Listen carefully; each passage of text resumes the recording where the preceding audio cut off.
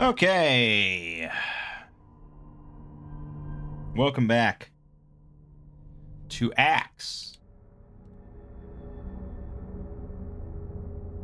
You know, last time we kind of really got into starting this adventure. Definitely a slow, tedious start. We didn't rush straight into danger or anything like that. Because I'm trying to give myself the best odds of survival here. And so we poked around in Turos Tem. We bought a shield and some darts and stuff. We tried to meet with the legate, but he wasn't really having it. And we started looking for some henchmen.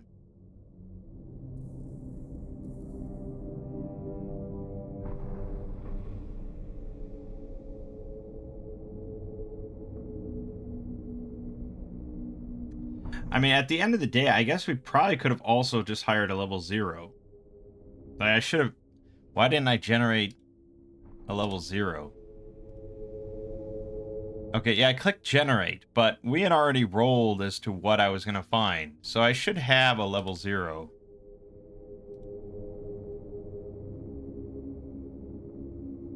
Fuck it. You know, it's fine. We'll make do. We're way under-leveled, way undermanned, way underpowered, all that good stuff. And so we had to spend a week looking for henchmen, which I think is probably unusual for, like, D&D kind of rules. I think it's probably in line, though, with first edition AD&D.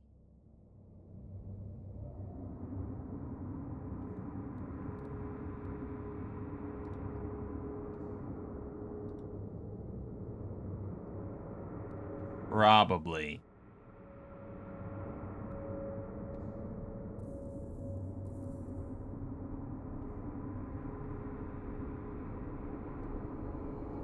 I don't know. You know, there's no first edition. I mean, probably I can find... I mean, here's the player's handbook, right? For first edition AD&D. So if I just look through, here's henchmen. We go down to the henchman page.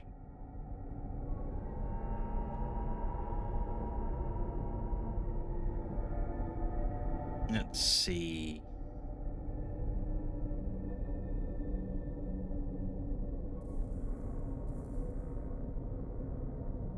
It usually be necessary for your character to visit various inns and drinking establishments in search of henchmen. Also possible, a number of notices will have to be posted, perhaps in conjunction with the employment of a crier to announce the employment offered. The cost of such is often high, in rounds of drinks, food, tips, gratuities, bribes, fees, and so forth.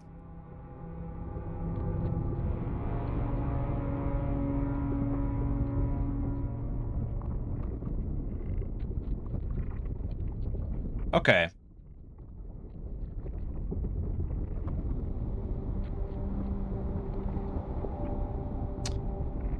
So, I think basically ACKS just kind of codifies a lot of these concepts that are just kind of thrown out there in these old books that are not really clear. You know, it says it's usually necessary for your character to visit various inns and drinking establishments in search of henchmen. And obviously that takes time, but is that meant to be all played out? Or, you know, is it meant to just be like a week? And so ACKS just goes ahead and says, okay, it takes a week. This is the roles you're going to be doing to find however many henchmen, blah, blah, blah. And you find this many, you know, half isn't that number on the first week. You know, it codifies all that stuff, which is good, I think. Obviously, people played first edition AD&D back in the 80s. You know, they read all this and they're like, okay, yeah. And they worked with it. But plenty of people probably like having things written out a bit clearer than that. So during that time, we did a little bit of hunting. It was all good, and then we got attacked by a pack of dogs. I think that was on the 20th, actually. And Wisteria ended up defeating them on her own. And defeating is nebulous on purpose. She killed a few, which we then ate, but she sent the pack scattering, you know? She defeated the encounter. And so I decided, you know, that's worth solo XP. And if you go to the monstrous manual, and now we lost our dog here somewhere, but dogs are worth hunting dogs are worth 15 XP each, which is quite a bit for a solo character when you defeat 12 of them.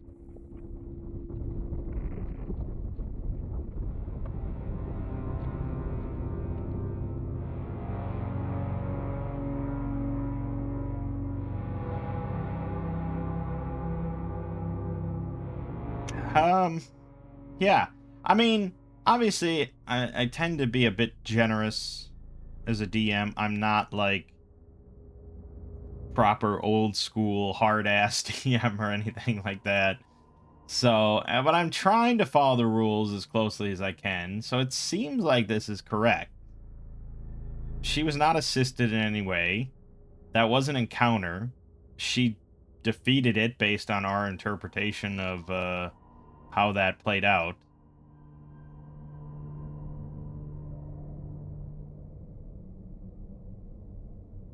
So yeah, 180 XP, which isn't a massive amount. I mean, she still is quite a ways away from leveling up.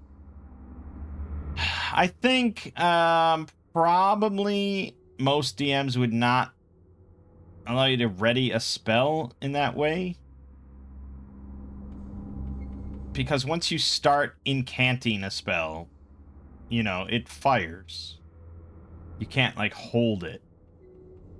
So, I think it's more like, I don't know, but I'd interpret, like, the dogs were moving at a fixed pace based on my description there. They weren't suddenly speeding up.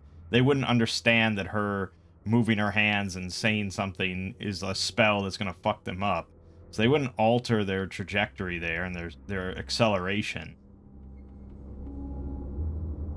So it was kind of a simple matter of like, okay. I mean, maybe it wouldn't have happened at exactly 90 feet with this concept. Maybe it would have happened a bit closer or something like that. But, you know, once they were within a relative range there, she just starts incanting. But yes, I mean, you certainly could have run the whole thing round by round as an encounter, and they wouldn't have had to run. I think no matter what, I probably still would have been able to do it. I don't know. I'm okay with it. Normally, I wouldn't sweat too much. I mean, if you've watched me play solo, you know, I don't really think about something like that much, but it's just ACKS is so codified. There's so many rules for everything, and it's very kind of, it feels very strict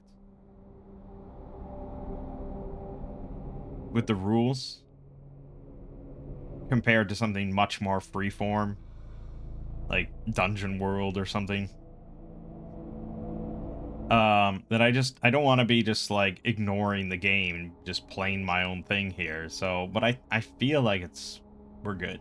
So she got XP. She spent her spell. So we did find a henchman on the 22nd. Okay, so yeah, that was on the 20th. I'm pretty certain. So she got her spell back. We're fine. We got our henchman in the early days of the 22nd. So I think with all that, we'll just head out. We're ready to go. I mean, why wait around? And we're just eating up food and shit. I did... Well, one, I grabbed symbols for everybody, so we know who is who. And then I also did stat up Lone here in Foundry.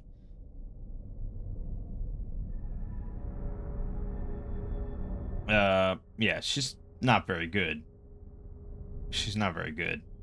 But I mean, actually, she is. You would never actually have a player character with these stats, because a player character rolling up a fighter would have minimum 13 strength.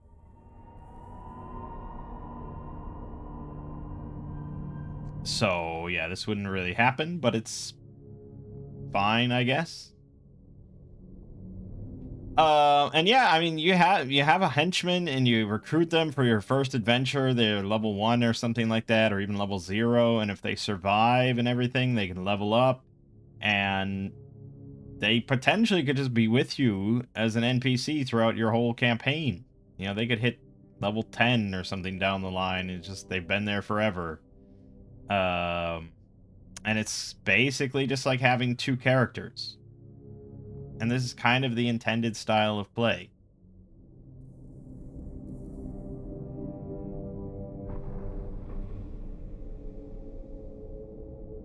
It's very strange to me.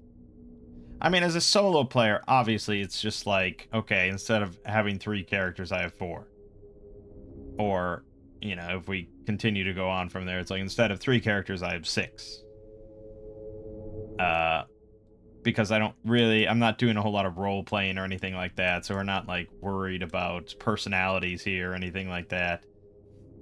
It's just mechanical benefit for the most part. There are downsides to having a larger group. I actually fucked up when I was doing my ACKS, my little mock battles. I remember now. Because there was a tie on initiative, and I said that the bigger group wins ties. It's the opposite. The smaller group wins ties.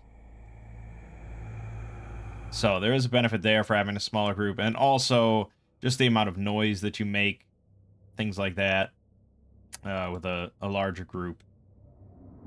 I would say that really only matters when you have like an especially large group for like D&D terms. Like once you get to like 8 or 10 characters, it's like, okay, we're just making constant noise. There's no way for us to all be silent.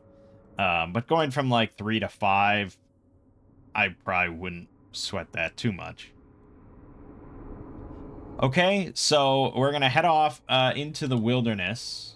So from Turos Tem, you know, we're like right here. We're gonna start going into the forest to the northwest.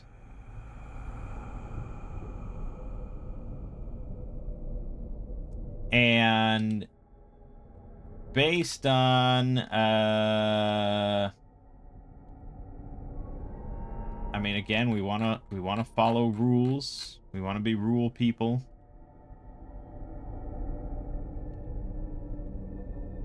I don't think they cover random encounters in the player book. No, that's definitely in the judge's book.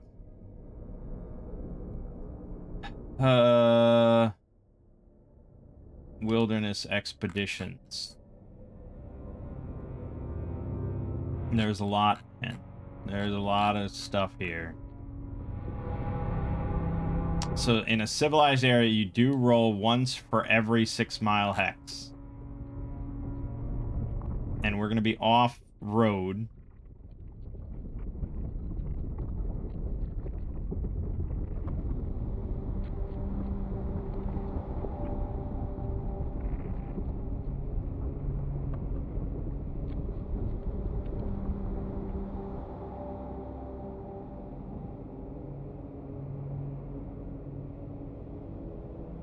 There's no, oh, civilized without road or Borderlands on a road. Okay, so we're rolling on this table because we could get a monster encounter, a dangerous terrain encounter, or a valuable terrain encounter. It is possible, but still, most likely it's going to be nothing or a civilized. Again, if we go by... So activity, right? Going by activities.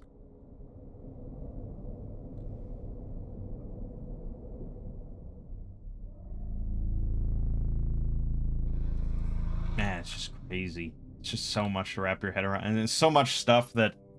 Like, I guess, like, had I started D&D with first edition AD&D or, you know, ACKS or, you know, something this hefty, then it's like, okay, this is just in my blood now. This is how you run a game.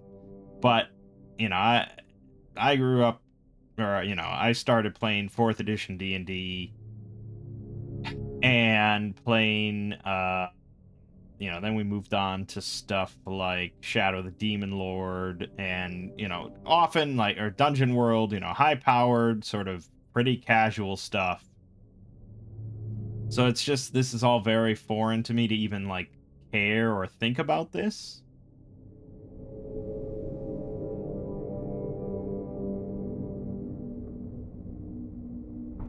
Yeah, so it's definitely going to be a dedicated activity. This is your whole day of traveling. And we have to go based off of our slowest character's expedition speed,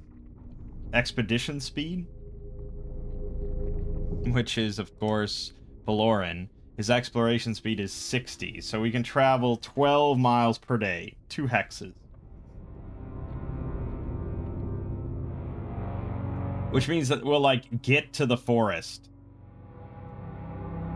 by the end of the day. Which is wild. Because we're in grassland, so that's just base speed. There's nothing special about that. So, yeah, we get to, like, the edge of the forest, pretty much.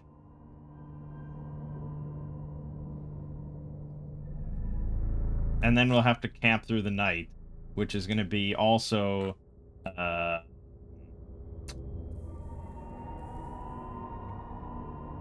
I mean, that's only once per every 7 nights. I feel like once you get into the forest, though, you probably start counting this as Borderlands, but I'm not sure. Or is it Unsettled?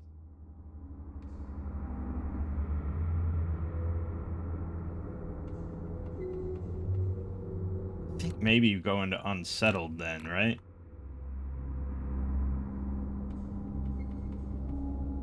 It's a forest. That probably makes the most sense.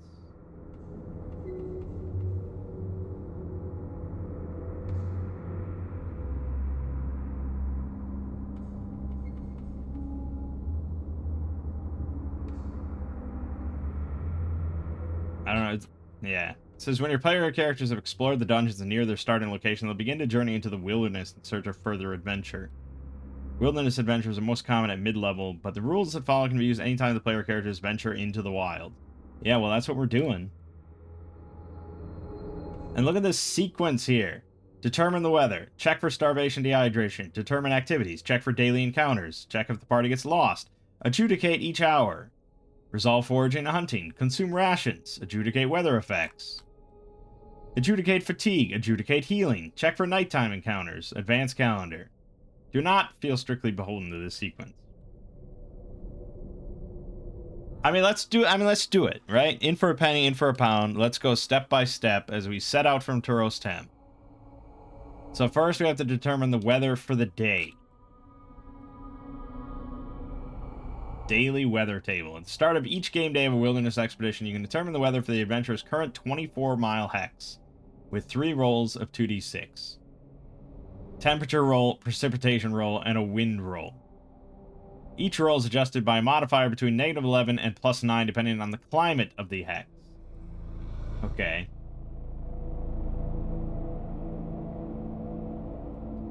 I feel like our climate is pretty standard.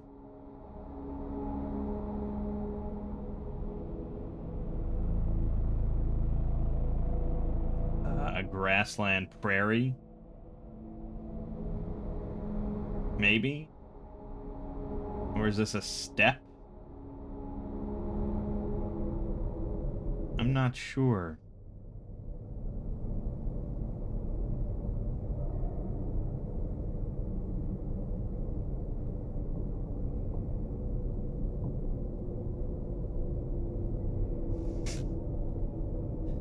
Jesus, look at this chart! Well, we started this in January. I don't know if that was appropriate. Because now it's going to be cold. Okay, well, we gotta just pick a terrain here. So I guess we're going with prairie. So it's DFA here. So in winter, during the day, it's temperature -2. At night, it's -4. Precipitation -3. And weather, no, wind +2. Okay, temperature -2. So for so we're rolling 2d6 here.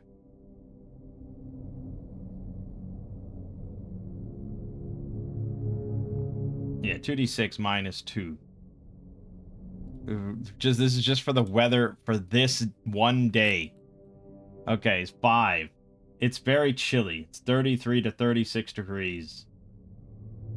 Yeah, that's pretty rough. Why are we doing this in January? Let's change all these months. We're gonna change to April here. We started on April 16th, my birthday.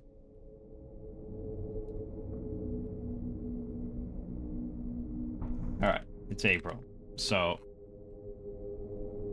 it's spring. So we actually have a +3 modifier to it. So it's a 10 now, which means it's brisk. Oh, wait a minute. The temperature +1 or more. Okay, never mind. It's warm. 83 to 86 degrees. And now...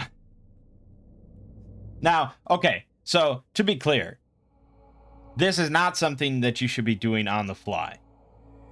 All right, this is not something that you're going to sit down and they start out their day and you're like, hold on, let me do a bunch of these rolls, look at these tables, let me figure out what the weather is.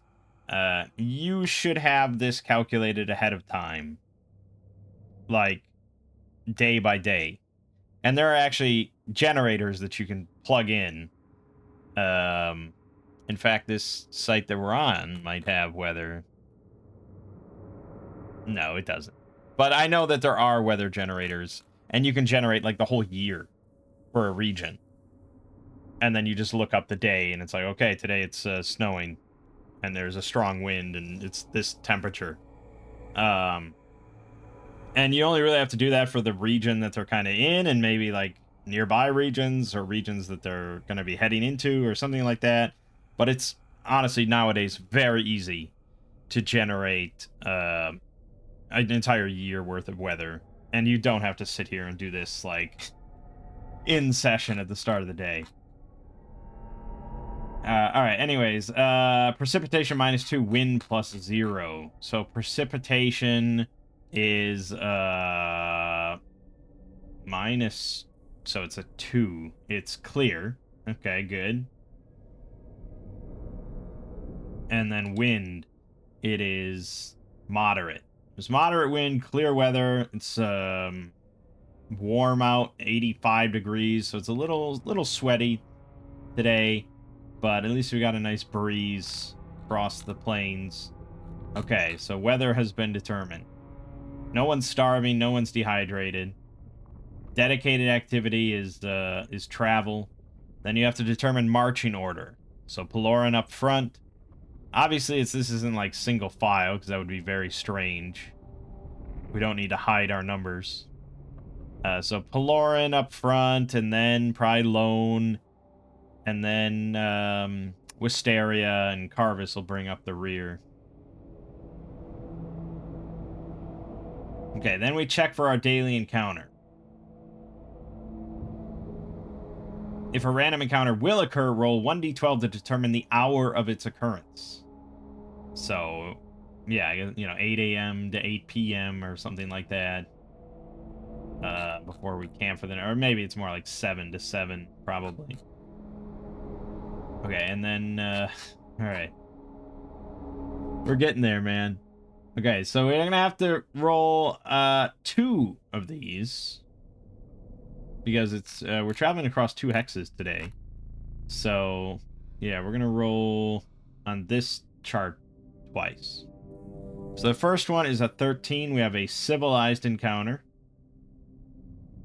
I'm just gonna roll the second one for now. Okay, so we're gonna have 2 civilized encounters as we travel across the terrain. And then we have to determine the hours of their occurrence, I guess. But really, instead of a D12, there should be like 2 D6s separately. Because we're traveling across 2 terrain. It wouldn't make sense for the first one to happen after the second one. So, the first one happens at like noon. And then the second one will happen at like 3. Okay, we're all clear on that. Then I think we do the encounters. No, okay, then you have to see if the party gets lost. I don't think we have to get, we can see the forest.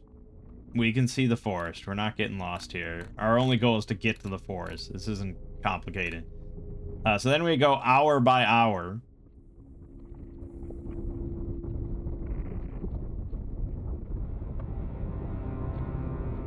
If the party is traveling, adjust its position on your wilderness map based on 1 hour of travel in the appropriate direction. If this causes the party to enter a new hex, roll to see if a random encounter occurs. Okay. We can skip a lot of steps here. Then we have to consume rations. Which we do. And then that's pretty much it. So, alright, the random encounter. The first civilized encounter in the grassland. Prairie. We're rolling a D100. 11. It is a goat.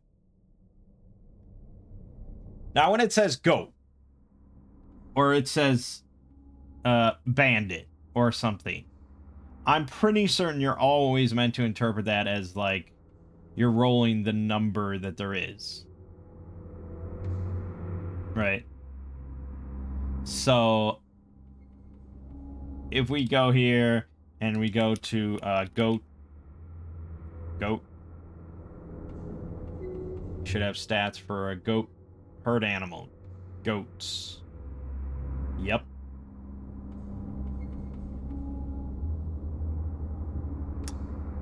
So, there's a herd of them, 5d10.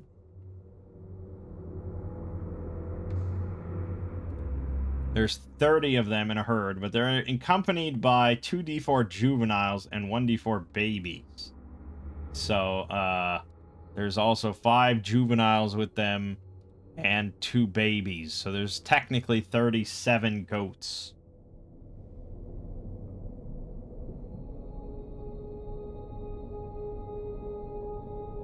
As a group, herd animals are not disposed to fight, and as such, they must make a morale roll at the end of every round. Which implies that if you shoot one in a big herd, they will fight. It's just they make the morale roll at the end of every round.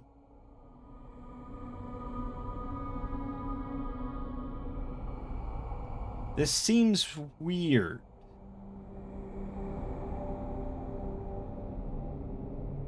It seems like I mean, it says they're not disposed to fight. Which suggests to me that they don't want to fight at all and they'll just run. But it says they make a morale roll at the end of every round.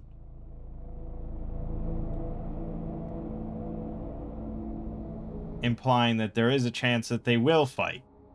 I don't know how realistic that ever could possibly be.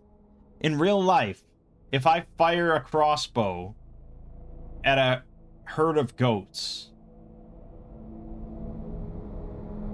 I mean, if I even walk towards a herd of goats, in real life, out in the wild goats, they're gonna run, right? There is no, like, well, wait a minute, maybe they'll stand and fight. Or forget goats, even. Like, go with, like, antelopes. Or reindeer. I mean, I don't know. Is it ever possible that they'll just sit there and fight humans to, like, protect their young? If I just walk towards them? I mean, maybe. I guess maybe.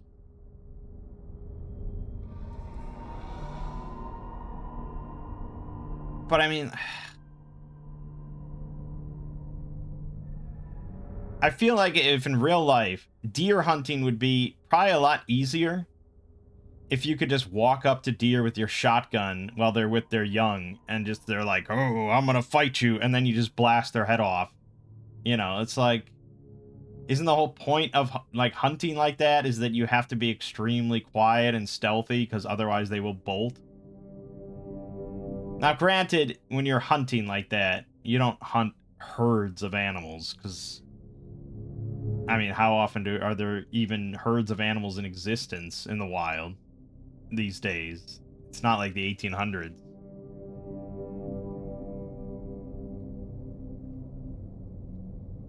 I don't know.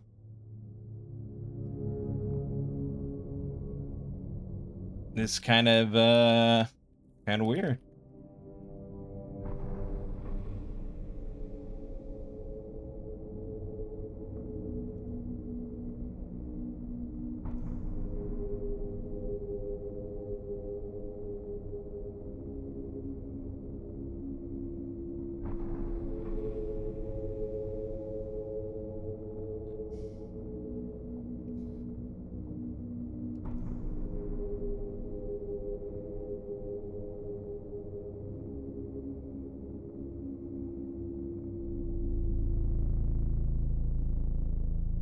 But it's just like I because I could just fire a crossbow, right? I could just fire a bolt and we maybe kill a goat. But then I might have to fight 35 goats if they roll really well in their morale. I mean, they have a -3, yes. But based on the modifiers, they outnumber our group by more than 2 to 1. So they're going to get like a massive +5 bonus because they can just destroy us. And they can. They can destroy us. Absolutely. Like if they I mean it's just so weird to codify so many things like this. That's honestly like kind of the biggest thing that's off-putting to me as like a DM is that I'm comfortable just like spitballing, you know, and just like making stuff up just to move things along. That's why I just can't ever imagine DMing ACKS for any group because there would just be so much of this shit where, you know, I'm like, well, let's see, wait a minute, there's they get a morale roll and let's see, you know, they outnumber you by 2 or 1 or more, so it's +5. So then there's the -3, and so they get a +2 on the roll. And okay, I rolled a 10 on the 2d6, so they're gonna go for victory or death.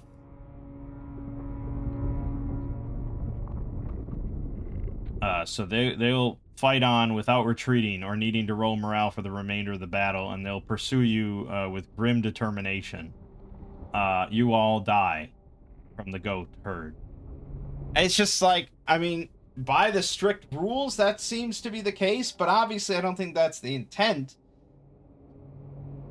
And I think you're meant to kind of make your own judgments.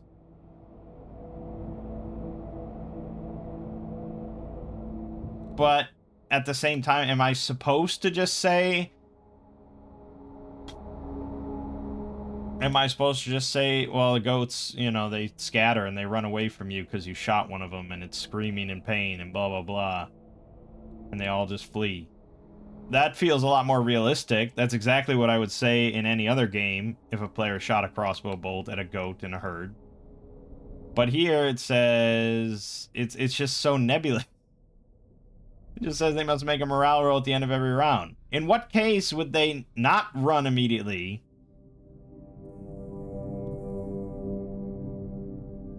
And they'd be fighting, and they'd have to make the morale roll every round.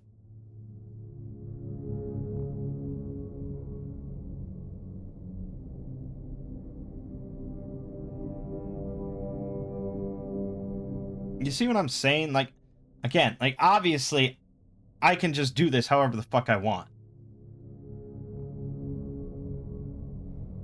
But pretend that I was a type of DM, like a newer DM, and I just wanted to strictly follow the rules as written, you know?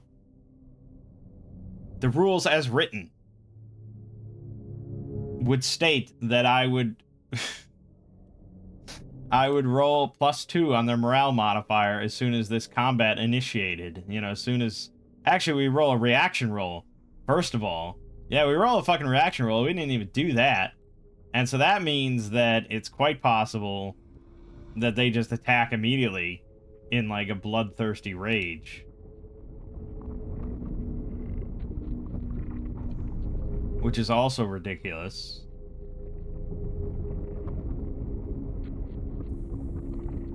I don't think charisma modifier applies here, because they're just wild animals. So this is just a straight 2d6. I guess the judge's journal has a load of possible reaction modifiers.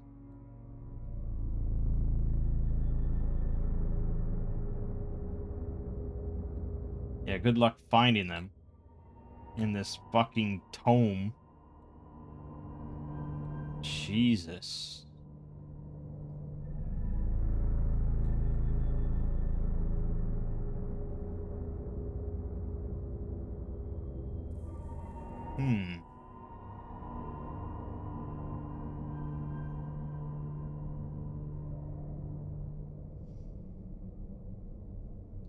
It's in here somewhere.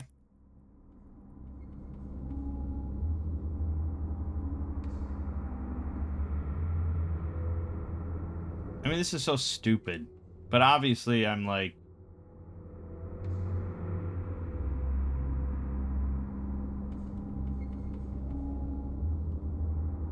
I'm trying to just, like, figure out exactly how the game writes down to run something like this.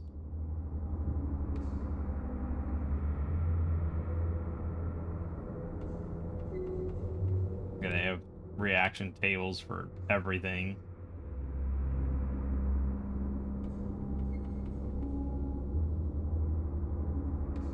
There are 3 possible tones: diplomatic, intimidating, and seductive.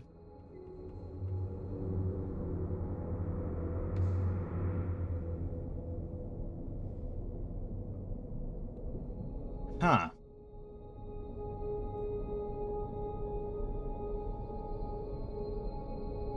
Well, I don't think any of this applies. Oh, there's also the factor of encounter distance. Ugh. What the fuck, man? Okay, so encounter distance, right? Grassland, we've gone over this. It's going to be like 400 feet. So 400 feet away, there's a herd of goats. We have to roll a reaction roll. I think. Sometimes it's obvious how an encounter is going to go. Sometimes, however, an encounter might occur without both sides immediately coming to blows. This is an encounter. We rolled a random encounter. But it's almost like not an encounter. This is almost just like, who gives a shit? In the distance, you see a herd of goats. Why am I rolling to see if the goats go on a bloodthirsty rampage against the players? Why am I even rolling for this? And again, you wouldn't. You wouldn't. You would only care, really, if the players got involved and wanted to do something to the goats. That's the only really, I mean, obviously. But by the rules, it sure seems like I'm just rolling a reaction roll here of 2d6, and I got a 5. So they're unfriendly to us. They may attack. How do you even telegraph that to players? What are you doing? You look over at the herd of goats, and I don't know, you just get the sense that they don't like your presence here. They're just all looking at you, and they seem kind of disgruntled.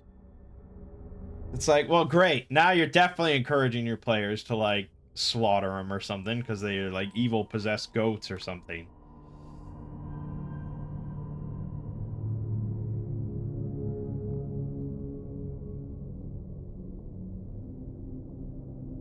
And then, I mean, combat wouldn't initiate then yet.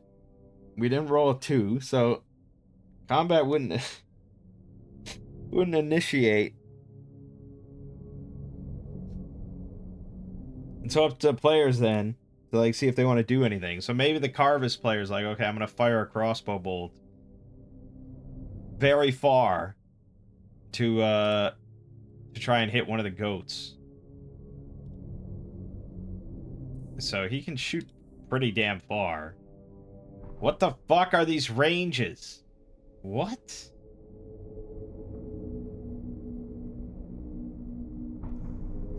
What? No, it should be 140, 280, 420. Okay, so we do need to figure out the encounter distance based on the grassland. 4d6 times 30 feet. It's 23 times 30. It's pretty far, man. That's 690 feet. Damn, we really rolled 6665. It's almost max possible distance for this kind of encounter. How can you even call this an encounter? They're 600 and some feet away from us. In the way off distance. You spot a herd of 30 goats. You can count them from here. And they look disgruntled with you. They look unfriendly. What do you do?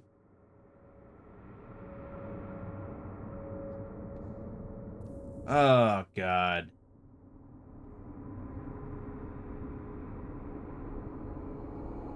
It's just ridiculous. I think it's just fucking ridiculous. I think this whole concept is just dumb. And, you know, maybe if I was sitting down with the, you know, the designer of ACKS and everything, maybe he would also agree and be like, yeah, well, you wouldn't do any of that, really. You see a herd of goats, and that's what you tell your, I mean, maybe you'd roll the distance, but that might be about it. Because what if I rolled friendly? The goats are just gonna follow us? I mean, it's just so unrealistic and stupid. You wouldn't roll any of this shit. They're goats. They're goats. Operate them like they're goats and call it a day. Yeah, I mean, yeah, obviously. So let's just skip over this whole thing that we did. And now I have to go back through this massive tome that has, like, no bookmarks. Oh, and it just crashed. So that's... These PDF files are way too big. It can't handle it.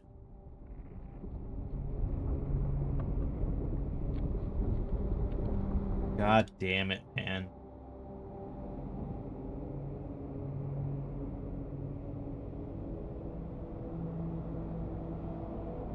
It's just kind of indicative of the whole experience to me, though. Again, like, I'm fascinated by a lot of ACKS. That's what brought us back to here to do all this. I'm fascinated by a lot of concepts, but at the same time, it's just like, most groups are not interested in any of this level of detail. Ever. Like, ever.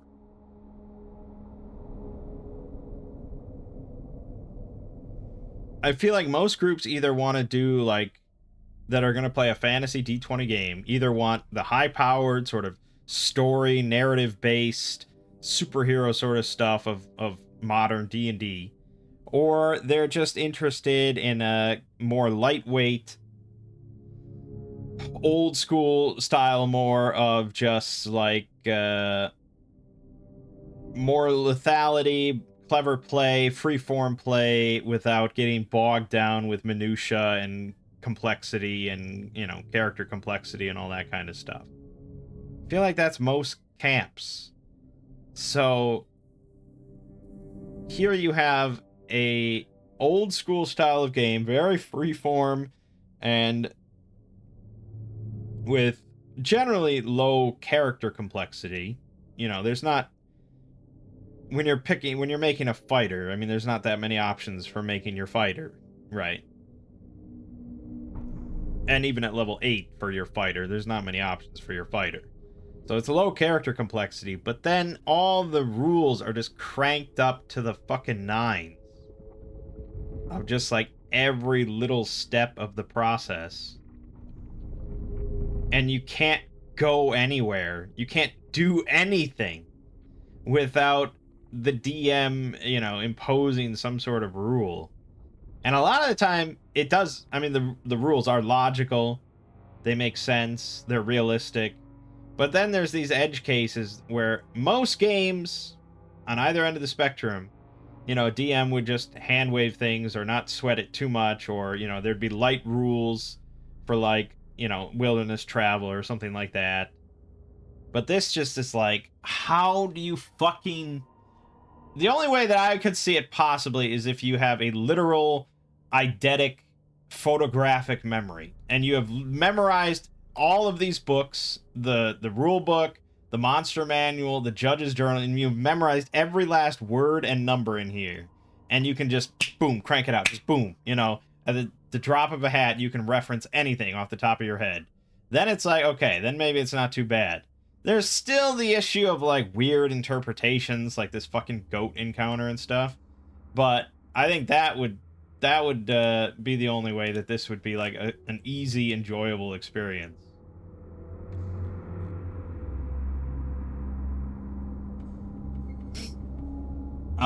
And I know, I mean, I don't, again, I have very limited experience playing RPGs.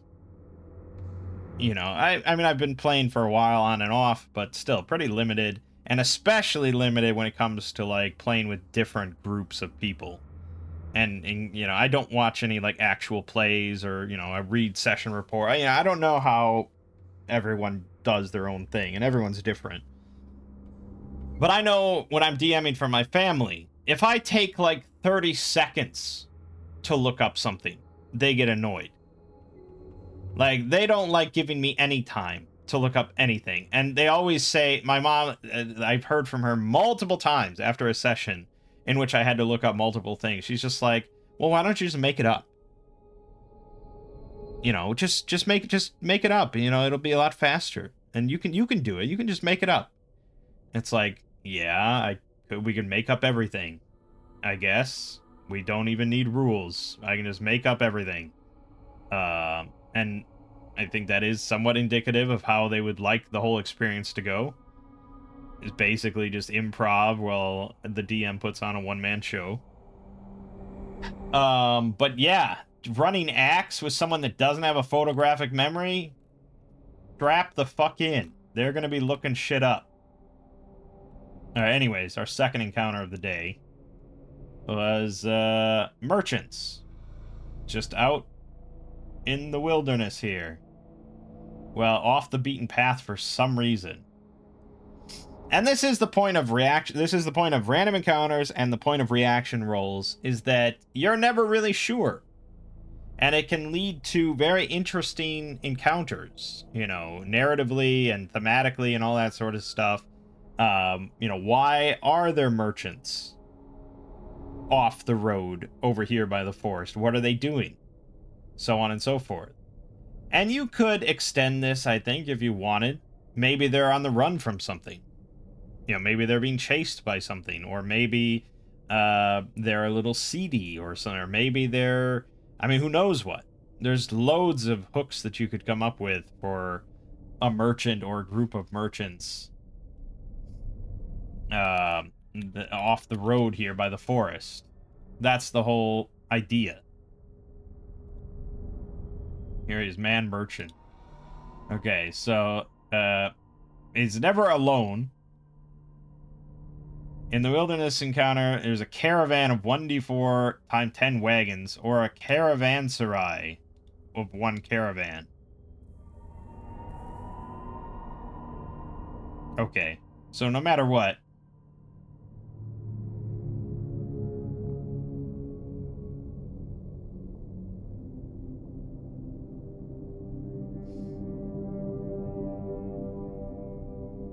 Yeah, and it says, encountered outside of civilized territory will be protected by caravan guards.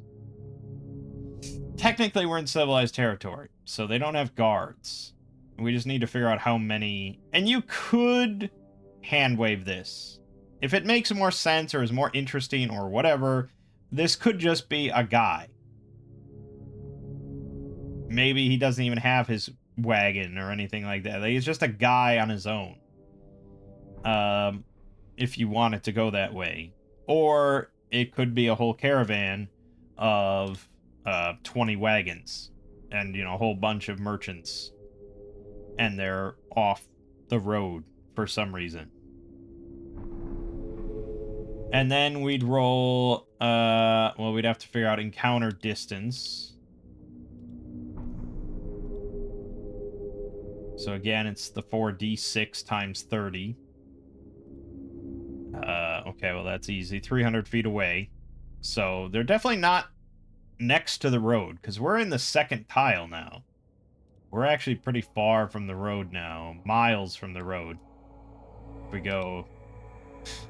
We haven't even gotten to the dungeon. We haven't even gotten to the forest yet. Well, actually, now that I look at this map, really we should have only had the one encounter. This was 6 miles. Yeah. Okay, so we should actually be in the forest. Let's re-roll this, because we're in the forest now. I thought this was going to be... I don't know why I thought it was 2 tiles. I guess maybe I was counting this distance for some reason, but no, just do this. So, yeah, originally we were going to camp outside of the forest for the night, but we'll be in the forest. Searching.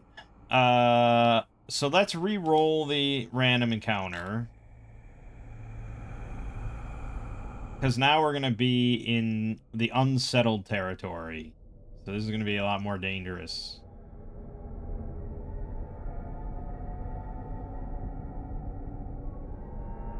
Yeah, the whole point of that is that there's no civilized encounters. So all these other tables imply that there could be a civilized encounter.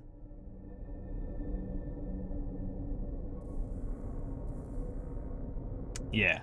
So, I think that's the whole point of unsettled. I think you're often going to be rolling on unsettled if you're doing wilderness adventures, right? Unless you're in unsettled territory with a road, which seems kind of weird. But yeah, we'll roll on unsettled here, d20. We got a 1, which is no encounter. Okay, then we're good. Never mind. That was lucky. I do think that this random encounter table and terrain type and all the monster encounter by terrain type and rarity, and I think this is all pretty good to have if you're going to be running any sort of OSR game. This is really extensive. I mean, obviously, there's hundreds of tables and charts and stuff like this throughout the decades. Everyone loves random encounter tables, depending on the area and stuff. So I'm not going to sit here and say this is the best one or anything. It's just quite extensive for monsters and stuff. Alright, so we're in the forest. We're in the Viaspen forest here. Which means, Lily forests. Primeval forest of cedar, yew, and oak trees situated between the Merman and Chrysaor rivers. In the north, it transitions into the Viamere marshes, which borders the shore of Lake Laman. Blah, blah, blah, blah, blah, blah, blah.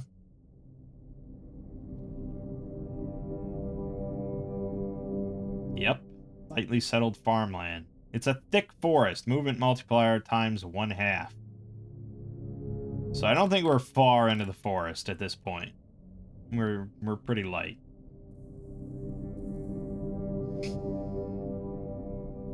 And again, like, I'm already hand-waving stuff because ACKS assumes that you are tracking hour by hour their movement rate. And we know that we can move 12 miles in a dedicated activity. So we would need to know exactly how far it is from where we departed right here to here. Great. I'm glad I can calculate that. I mean, it's basically a full 6 there. So 6 plus what, like 2? Let's say 2. We'll say 2. So that was 8 miles to get to the edge of the forest. We had 4 miles left for the day, but it's half movement speed. So really, we're 2 miles into this hex. Which pretty much means we're kind of towards the center of this hex. We're like here, I guess. We need to know specifically. And ACKS is all about knowing specifically. So the buried temple we're unknowingly seeking is in hex 1007, 9 miles deeper into the forest. We'll have to search for tracks or other evidence that might lead us to the Beastman's lair. But it's the end of the day, I think, because searching is also a dedicated activity.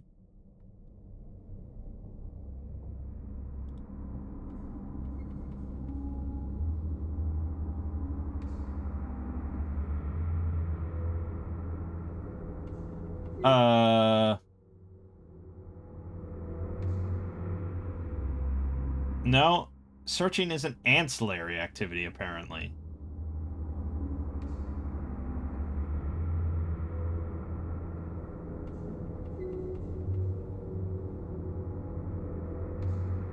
Okay.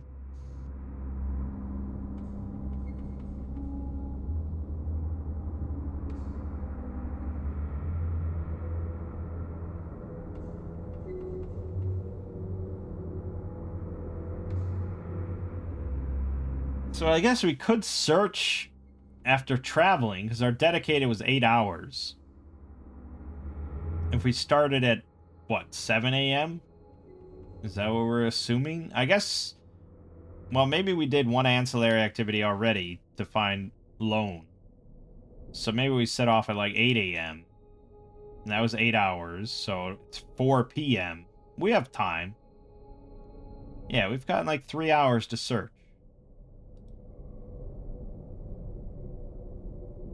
So we don't have an Explorer, Elven Ranger, or character with tracking proficiency. So it's a throw of 17 plus.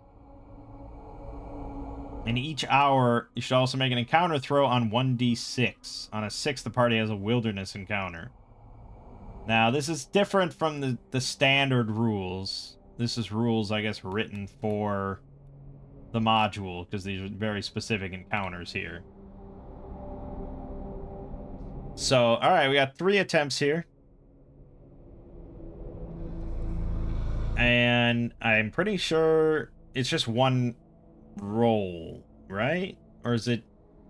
I'm pretty sure it's one roll for searching, because we're searching together. If you were to split up, then, yeah, if you split up, then you each get a separate throw. But then you have to deal with random encounters on your own. So, yeah, we're doing one throw here per hour. So first one, 4. Okay, and then the first encounter check, nothing. Second hour, nothing. Encounter, nothing. Third hour, so close. Still nothing. Okay, so we searched around for a while, basically found jack shit. And now, finally, the day comes to a close. So now we have to eat our rations. Kind of a pain to track. Well, yeah. I suppose we should. In for a penny, in for a pound. So, pretty much we're dumping our 1 week ration. So we're eating a day here. And I already did this for Paloran. Okay, and then we're going and we're adding ration 1 day. Okay. And we're editing this to be 6 of those. So we have 6 days left for most of us.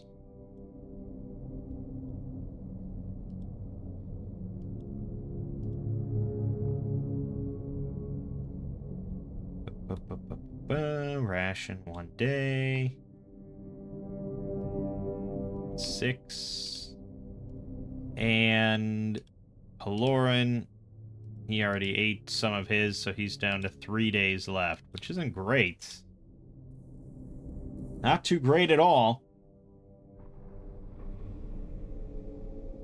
Alright, and then the day goes by, and now it gets a little trickier, because we're in unsettled territory, so we have to roll another encounter check for 12 hours.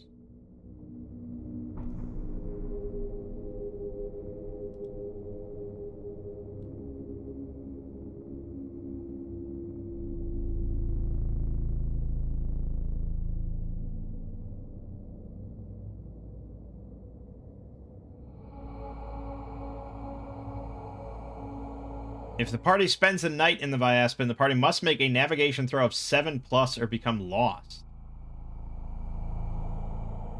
Okay, but we can't be lost because we don't know where we are anyways, and we're trying to just find stuff. I think that's for when you're trying to move back between the temple and the Turos 10. So we don't have to worry about that. Not just yet. Right, so we're going to do the random encounter check for unsettled during the night, which is a lot fucking worse, obviously. D20. We got a 20. It is a unique terrain encounter. Oh boy.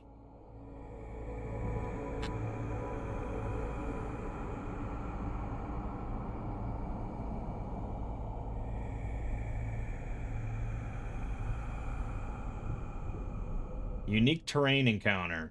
D12. 5. A magical place. We find a place that is capable of duplicating the effect of a spell of some kind. Choose or roll the source of the magic, then choose or roll a spell from the spell list. A good default method is to roll as if it were a scroll.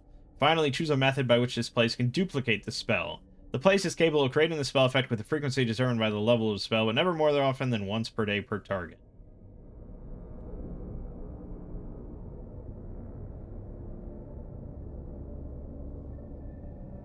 Okay. Well, let's go as if we were making a scroll, I guess. We're interacting with all sorts of systems here. 134.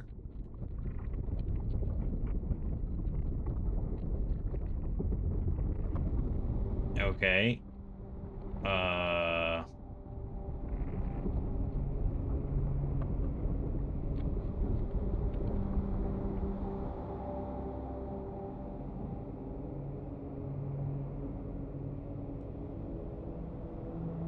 That's your table for picking the spell?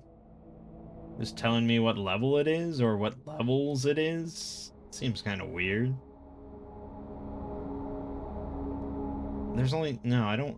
Well, I mean, I guess because it could manifest multiple different spells, but I think the intent here is... one spell? Yeah. Choose or roll the source of the magic, then choose or roll a spell from the spell list.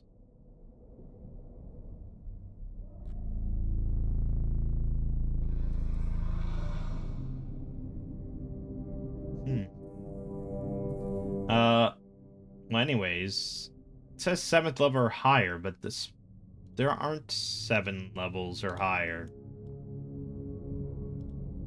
There's 6 in the base book, so I don't know, just roll a d6. 1, alright, it's a 1st level spell. So we'll pick a first level arcane spell. There's 36 options here. I mean, I guess you can do a D36. Actually, Foundry can probably do that, right? 12. Okay, so we found a magic. It can cast Earth's excrescence.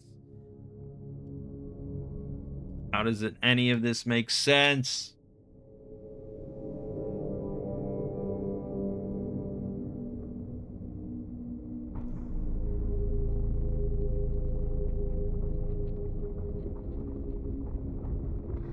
So then you have to choose a method by which this place can duplicate the spell. And they don't really give you any guidelines. They give you an example of, like, a magic pool that can restore life and limb. And you could roll on a structure table. And it's like, where's the structure table? Oh, that's probably like a billion pages elsewhere. Probably a lot easier, if you had the actual book with bookmarks. But who knows exactly where the structure table is.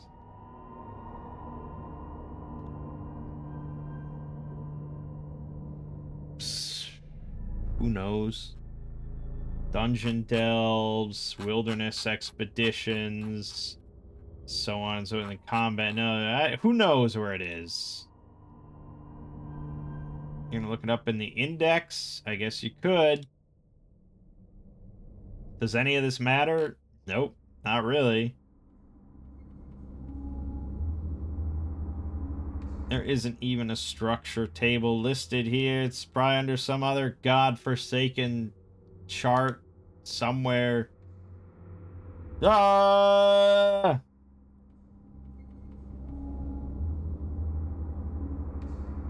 Who knows? Anyways. So it's some sort of place in the forest that can cast Earth's excrescence 5 times per day. And it's a very weird spell to come from a location, because it's like, I don't know, what... It's a special tree, and if you break off a branch and point it at a spot, cast Earth's excrescence, and then the branch dies. Okay, fine, done. You know, but you have to make sure that, and I guess if you go within, like, if you go 10 feet away from the tree, the branch dies as well. Now, the funny thing is, the players aren't going to really know any of that shit, right? They're just going to know that it's maybe a weird tree. And then to figure all that out, like, you have to cast Detect Magic or something to see if it's magical. And then,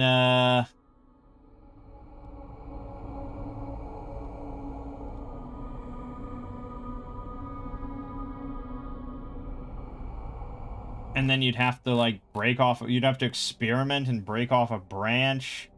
I mean, there might be rules somewhere for detecting magic items. Yeah. Identifying what an item is, however, is far more challenging. Depending on your class, level, proficiencies, and hirelings, you might be able to employ some or all the following methods to identify or at least partly identify an item. So, permanent properties, they're triggered. You can identify a potion by sipping it to momentarily experience effects. If it's poison, the poison will take effect. Character proficient with a weapon or suit of armor can identify its magical bonus by using it in deadly combat for 1 round or by dedicating 1 day to training with it. Cannot, however, identify other properties of the item, if any, blah, blah, blah. Yeah, so this is, again, real old school stuff, where it was meant to be very realistic, and you encounter an unknown magical item, right? You have no idea what it is. And if, in real life, if someone said, like, hey, magic is real, and that stick over there is a magic fucking item, I want you to figure out what it does. It's like... Okay, you pick it up and hopefully it doesn't just destroy your body. You swing it around. You know, a character proficient in arcane dabbling can trigger the effects of a miscellaneous magic item, ring, rod, staff, or wand usable by mages by making a successful proficiency throw. You don't learn the effect until after you've triggered it. And on a 1 to 3, the effect backfires. The actual command word and charges are not revealed. If you're proficient in lore mastery, you can recognize a very rare legendary magical item.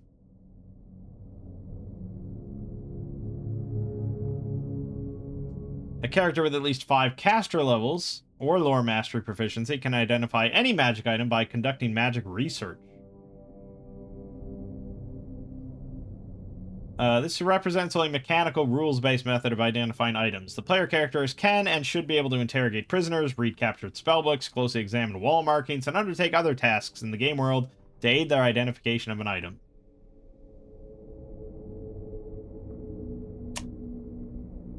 Yeah.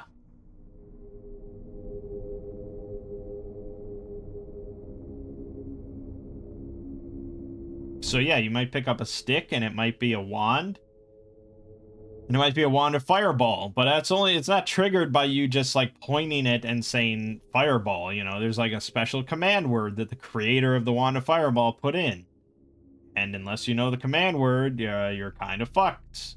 You gotta go to another big wizard and he's got to do magic research to identify it.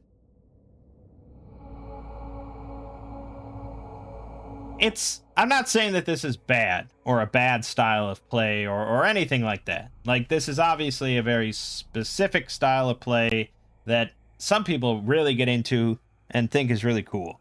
And what I'm saying right now goes for basically every single aspect of ACKS. You know, this is a style of play some people are really into. And then there are other people that are just like, okay, I find a sword. I just want to know what it fucking does. Just tell me what it does. You know, the fun part was getting to the sword, and then the fun part after is using the sword. I don't enjoy swinging it around or, you know, trying to figure out what exactly the command word of the sword is or anything like that. So as usual, it's not a concept for everybody. For me personally, would I pick to play in a campaign with these kind of rules?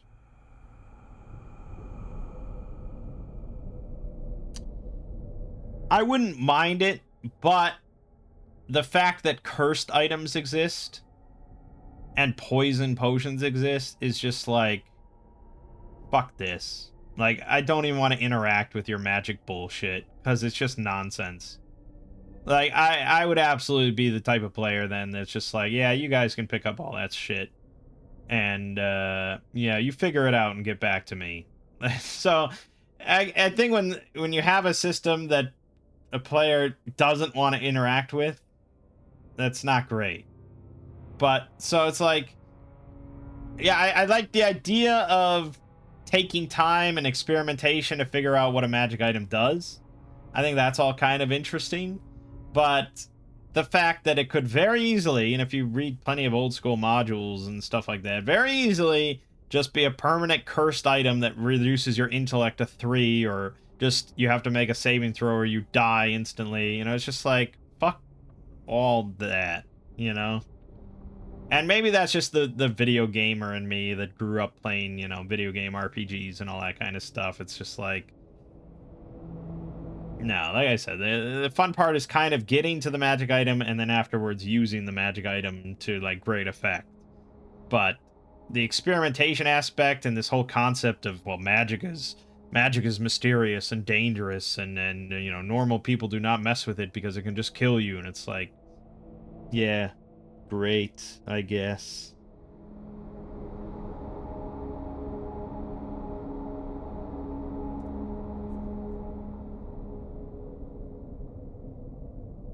I don't know. I mean, it's obviously very much in tune with the OSR mentality of fuck around and find out. You know, that's the OSR in a lot of ways. So many things in these kind of old style games are just like, don't touch it, don't look at it, don't even think about it. It's just going to kill you, so stay away from it. Don't touch that thing, don't touch the chest, don't go through that door, don't drink that, don't even look at that thing. Oh, you failed your save, now you're dead. newer modules written with the sort of OSR mentality are better about like save versus die kind of effects, but they definitely still exist. Oftentimes it does come down to poor DMing of not telegraphing enough.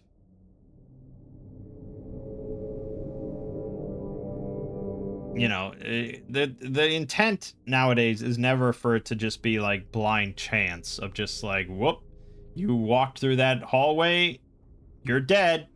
Sorry.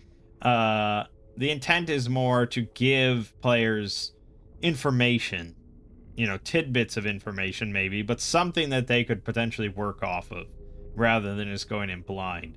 And then if they still are dumb or ignore it or something like that, then that's on them.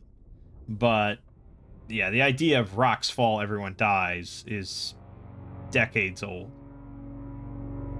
And really just, I mean, it still happens, I'm sure, but that's, again, poor DMing more than anything.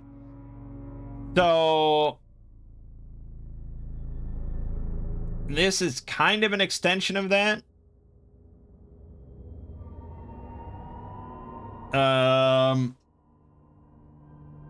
Because it's just like, yeah, there's a potion on the wall. There's 3 potions on the wall. And 2 of them are like potions of healing, and then one of them is a poison that kills you instantly. You would assume that, like, okay, one of them is a different color, but then what if it's the other way around? What if it's 2 poisons and then 1 potion of healing or something, or a potion of like mighty strength? It's like, okay, well, these 2 are, you know, they look similar and they're more common. Maybe we'll try sipping one of those. Oh, you're dead.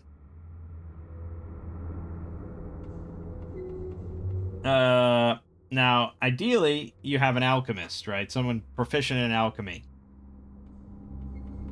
And then they can just spend 10 minutes to kind of identify it. Assuming they succeed on their throw. But then if they don't, then I think the intent is, okay, we're going to go out and, I mean, maybe there would be some like books or parchment wherever you find this in a dungeon that talks about it a little bit. You know, that would be a very easy way to find out, maybe. But otherwise, I think the intent is don't fucking sip strange potions and go to an actual alchemist, you know, in town or something. Wait till you get back to town and then get it recognized, get it identified. Yeah. So I think in general, I lean towards being okay with the whole system, and I think it's kind of interesting. It's just a very different style of play, and I think it's a whole different mentality from the DM and from the players that everyone has to be like on board with and sort of understand. Springing a system like this onto players that have only played like 5th edition D&D, you're just asking for trouble. Like, you really would need to handhold them much more and, like, slowly walk them through step by step, like, okay, this is kind of how these procedures work here. It's meant to be much more realistic.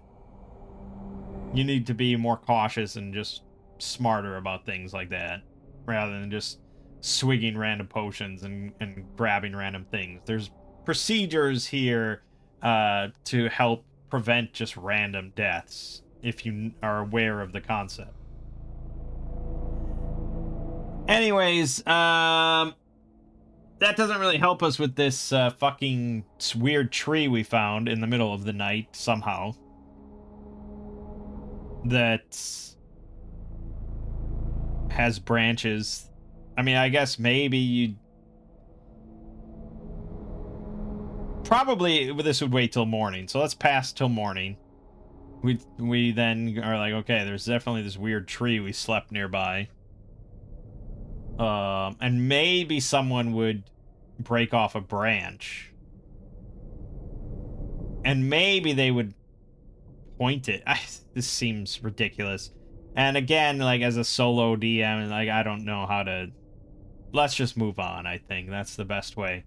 Alright, so... Another day of searching. We can only do 4 ancillary activities. No, okay, no. We can do 12 if we're not doing any dedicated activities. So 12 of them I'm pretty sure this is a strenuous activity.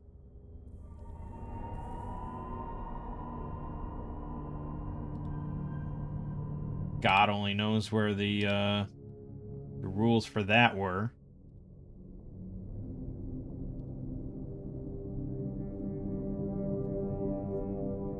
God only knows. Finding anything in these books is just crazy, man. Oh, here, campaign activities. There it is. Okay. So ancillary, searching. Yeah, that's strenuous. So strenuous activities always include 10 minutes of rest every 5 turns. 1 turn of rest per hour. So that's included in the activity?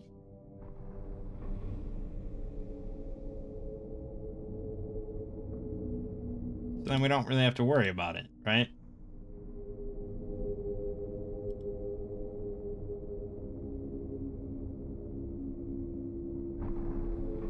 I feel like that doesn't matter too much unless you're going like 10 minutes by 10 minutes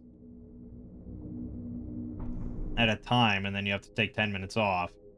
I think for our searching, it's just whatever. Okay, so our first search of the day of potentially 12, but I can't imagine it's going to take that long. All right. First, we were right by it. We were right nearby. I guess we'll roll the d6 just in case. Okay, but nothing. No wilderness encounter.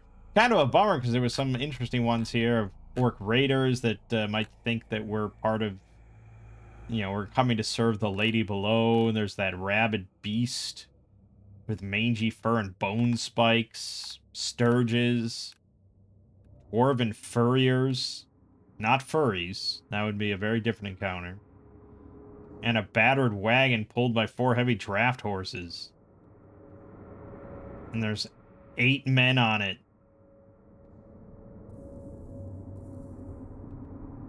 Brigands. That would have been a fucking encounter, wouldn't it? But no, we found the buried temple. Problem solved. Built at the summit of a steep and rocky hill, the temple was once a freestanding stone and brick structure, 380 feet wide, 500 feet long, 12 feet 6 inches tall. Today, the entire structure is buried beneath a dome of black granite dropped by a magical cataclysm. The structure ought to have been destroyed by the impact, but the chthonic gods had placed the location under their protection. As such, the structure is largely intact, though submerged beneath an impressively thick dome of rock soaring 350 feet overhead.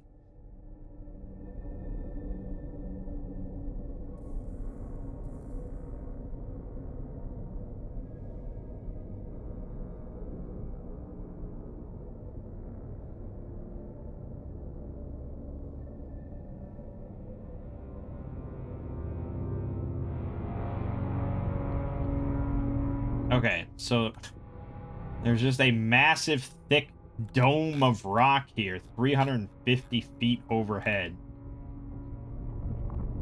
I think this is what we see here. With like a gaping hole in the side of it. It seems pretty ominous.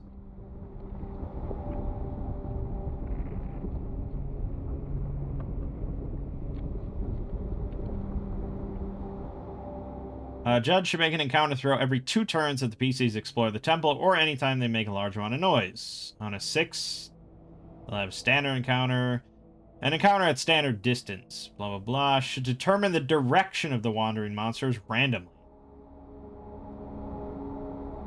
And then here's our wandering monster table for level 1 of the buried temple. We got brigands, giant rats, orcs, kobolds, sturges, goblins, hobgoblins, and gnolls.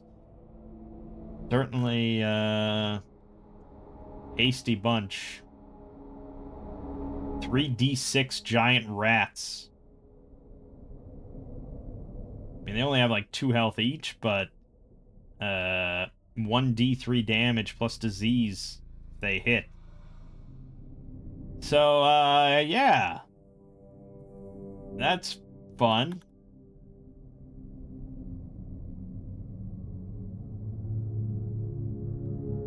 Oh, and then there's actual information about each of the ones. Nice. We can use suggestions below to add flavor to the wander encounters.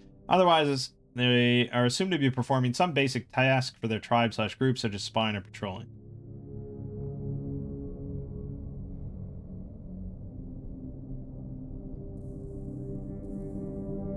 Okay, kobolds. Oh, so, well, in this area, in Area 1, wandering monsters appear on a 5 or 6.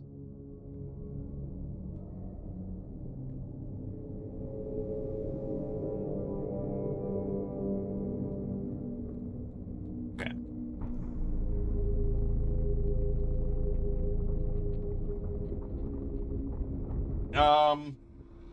So I feel like... Okay, so we...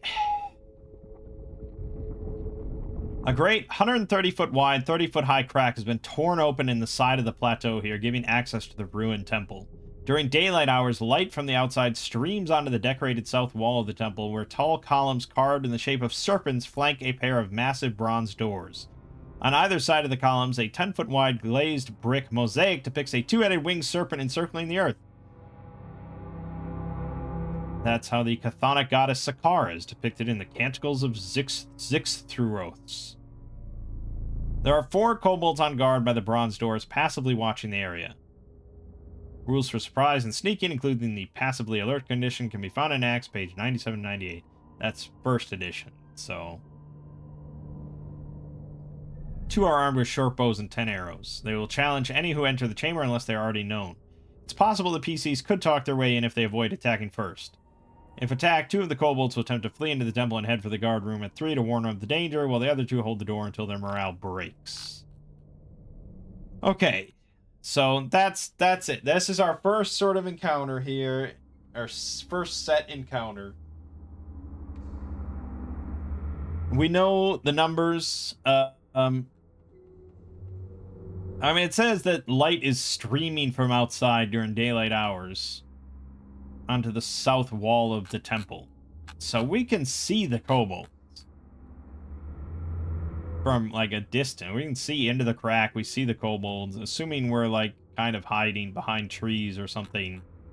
You know, assuming we're sort of doing this kind of stuff here. I think we can see in. I mean, maybe we'd have to roll stealth to get into a position, because if they can see us, if we can see them, they can see us, right? I mean, that's logical. Assuming you're not, like, looking down at them from a cliff or something, you know, like, they're passively watching the area. So really we should go with surprise and sneaking rules, I think.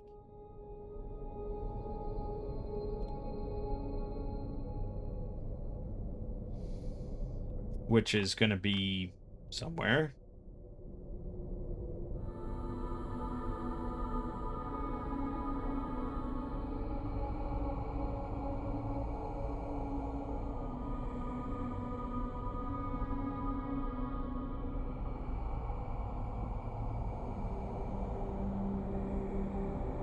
So what does it mean? So sneaking, right? Because thieves can move silently. We know that.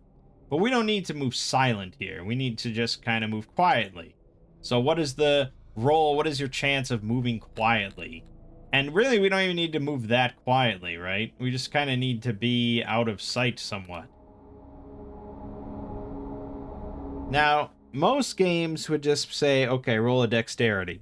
And everyone rolls a dexterity. And then depending on how you want to do it from there, or, you know, the DM could roll dexterity for people, or the DM could roll, like, perception or intellect for the enemies to see if they notice or anything. Or, you know, everyone can roll dexterity, and then if at least half of the group succeeds, then it counts as a success. But that isn't really based on any of the enemies' perception. That's just based on the group's dexterity. So then if you want to get crunchier, like Pathfinder or something like that, I think you're rolling against the enemy's perception instead of just, like, a stand... Well, I guess... Yeah, so, like, in Weird Wizard, if I was to do stealth of any kind like that, and honestly, in Weird Wizard, in this situation, I just say, okay, yeah, you can sneak up behind the trees. Like, I wouldn't even do a roll, because it's like, whatever. They have loads of cover here. But if I was to do a roll, it would just be like an agility check, and maybe there'd be a boon or a bane, depending on the situation, and the number they're trying to hit is 10 always, right? But in like a 5th edition D&D, I think you have passive perception for creatures, so you'd be rolling dex with maybe your proficiencies or whatever for sneaking, and the DC would be based on the enemy's passive perception. That's how it would be. But ACKS is just so weird and old and strange, and I just don't know what to think. Because I don't remember where they said this. It's probably in the judge's book somewhere.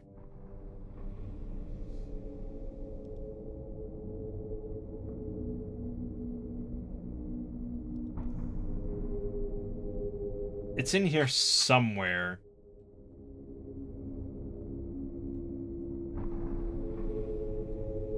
But they really strongly discourage making attribute rolls. I'm pretty sure it's in here somewhere.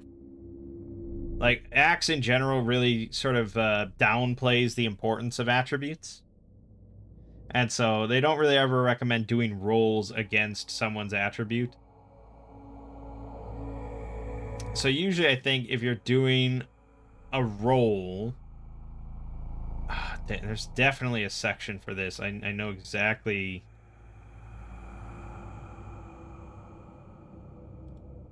Well, no, fuck.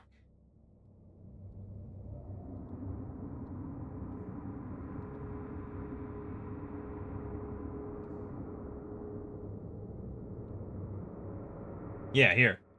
A legacy mechanic that judges often turn to in such situations is to ask the adventurer to make an attribute check by rolling 1d20 and comparing the result to one of his attributes, with a roll of equal to or less than the attribute resulting in success. However, we do not recommend that you use this method, as it makes attributes much more important than they are in the rest of the game system. We instead suggest you use a proficiency throw, sometimes modified by an attribute, with a target value defined using the guidelines below. Okay, so, like, if the action is just largely luck, then it's like 50-50. You know, you need an 11 or higher. If it's a test of raw ability, then you're looking at 18 plus, but it's modified by 4 times the modifier.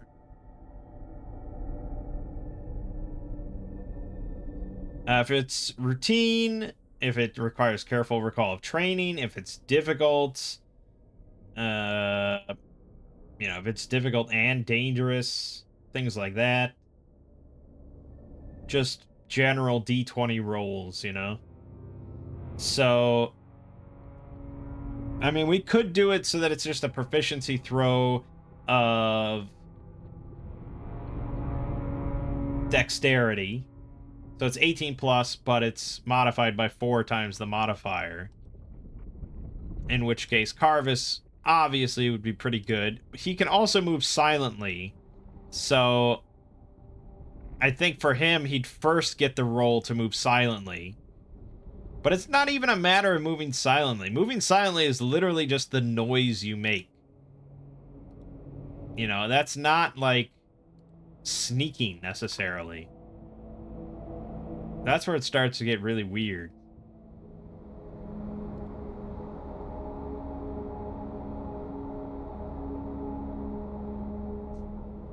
Because the thief has hiding, which allows you to hide in cover, dim light, or darkness. And that involves being motionless. And then there's sneaking.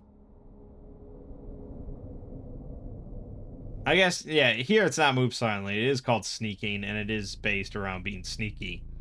So, I think, basically, usually how we'd like to do this for these old school kind of games is that he would get his roll for sneaking, and then failing that, he would then also get the same roll that everybody else gets based on their attribute.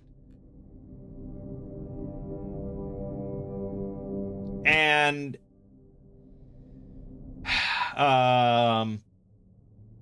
that's not strictly the only benefit of being a thief and being sneaky, is that you just get like an extra roll here. This just isn't that complicated. So everyone would get a roll. He just gets an extra one. Is basically what I'm thinking. But you see, like, how much is going into this, whereas most games, it would just be either like, yeah, you guys just... You get into cover and you can look in and you see these kobolds, and they don't see you yet. Or just make a fucking dex roll, and we'll just set their perception at, like, I don't even know anymore, 11 or something. You know, just, like, relatively easy. I don't know. That's just so what I'm accustomed to, and I don't see any issue with it. So going through all this is just like, as Lego would say, it's just extremely tedious.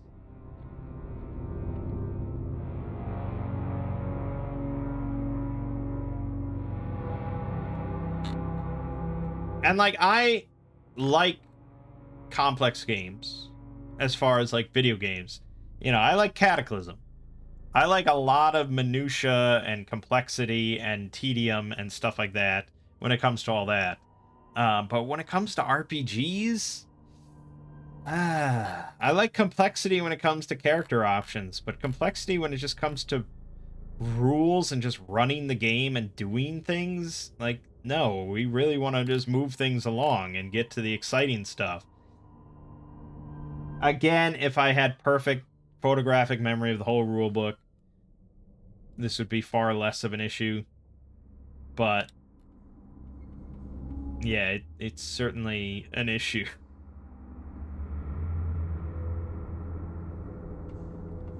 But yeah, I mean, I guess. Yeah, let's just fucking do it that way. So, Carvis gets his initial sneaking roll, 17 plus. And he failed that. So now he gets the other sneaking roll, which is going to be 18 plus modified by his dex. So it's a 10 or higher. Okay, so he succeeds. So he sneaks up. And ideally, you'd probably just send him forward, right? He's the best chance of succeeding and scouting things out. So you wouldn't even send the whole group. You just say, okay, look into that opening there, see what you find. So let's just do it that way, because chances are everyone else is going to fail. You know, once we start sending our stupid paladin in, you know, he needs an 18 or higher to succeed on that roll. Whereas the thief is thiefy and sneaky. So I think, there you go. So he sneaks in and he sees, you know, that there's this whole broken temple. There's some bronze doors. There's mosaic of a two-headed winged serpent encircling the earth. And then there's 4 kobolds. 2 of them armed with short bows.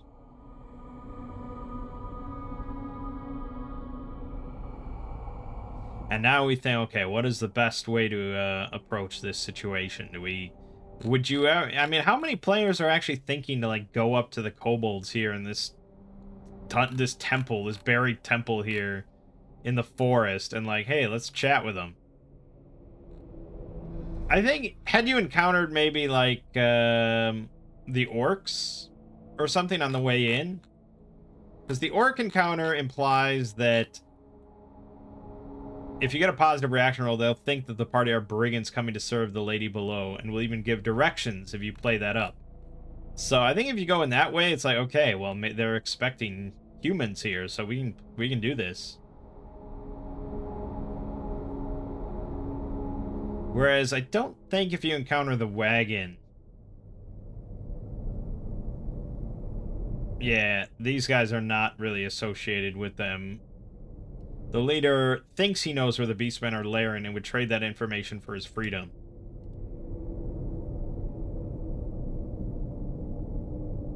And if you encounter the dwarves, they will have seen beastmen entering and exiting a cave nearby.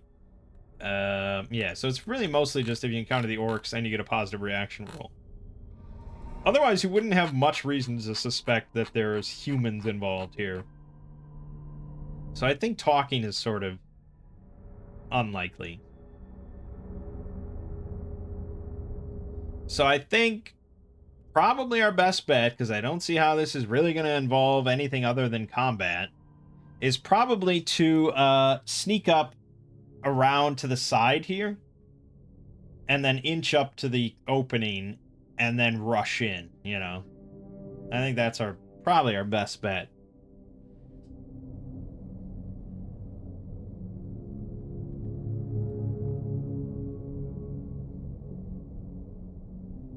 Now, I don't know how much time that takes. I feel like ACKS probably wants me to know how much time that takes. We're not technically in the dungeon yet, but I think you're... I don't know. I'm not quite sure. But we are being somewhat quiet, or as quiet as we can. And I feel like once we get up to the... once we start approaching the opening, that's when you probably still need stealth checks, right?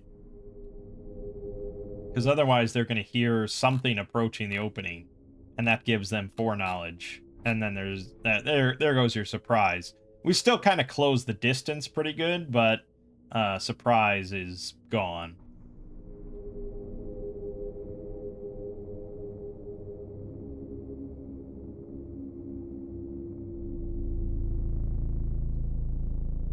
Yeah, so let's just hand wave a little bit here. Shame, shame, shame. And say that we're approaching from the side now towards the opening.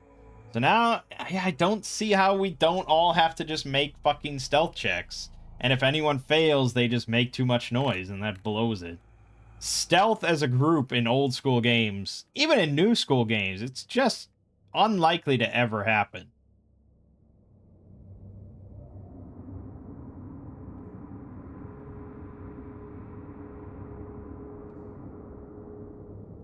We could do it where we kind of split up and we send the 3 noisy people to the left and then Carvis goes to the right.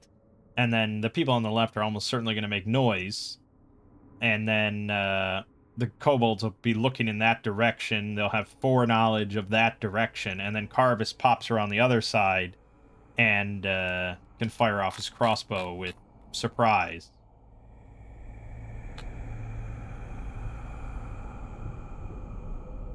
I would think, right?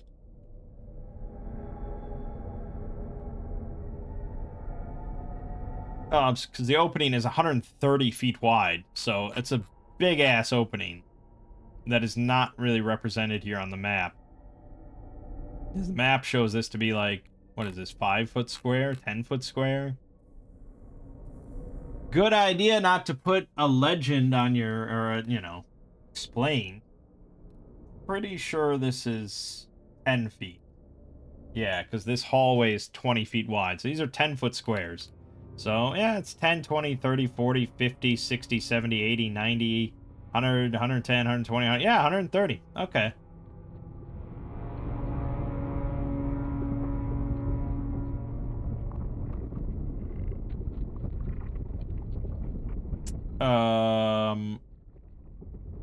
Yeah, it's a big distance.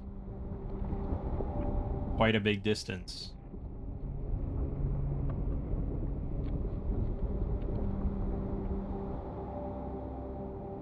Yeah, let's do it that way. I think it's just better that way. So we'll split up slightly, converge. So Carvis's sneaking roll initially for being a thief is a fail, and then his normal roll that we're giving him, I guess, also a fail. No, that's a success, right? Mine is, yeah, it's a 10 or higher. Yeah, okay, he barely succeeded. So he is sneaky up. They don't know that he's there. Then the other 3, which I think Wisteria has a dex mod. No. Lead Lone? No. No one. No one has any dex mods. Okay. So Lone makes her roll. She fails, and Paloran fails, and Wisteria fails. They all fail. They all just clumping through the twigs and branches and stuff. So the kobolds definitely are aware someone is coming from the west, approaching the opening. But they're going to get into position regardless, getting their weapons ready and everything. And then Carvis will pop out and fire his crossbow at the nearest one. So I assume there's like 2 here between the columns and then 1 kind of in front of the columns each. And we'll put the archers closest to the door. So he's going to shoot at one of the ones by the column. One of the melee kobolds. Okay, and let's see. The distance for that is 10, 20. That's doubled, so that's 40. This is a terrible way of doing distance. 10, 20, 30, 40, 50, 60, 70, 80, 90, 100, 110 feet, give or take. So I think we're within good crossbow range. No penalty. And again, we could go with looking at all their surprise rules and everything, but really I would just feel like he just gets a free shot, but he doesn't necessarily get a free shot. He has a 33% chance to get a free shot. Otherwise, we just roll initiative.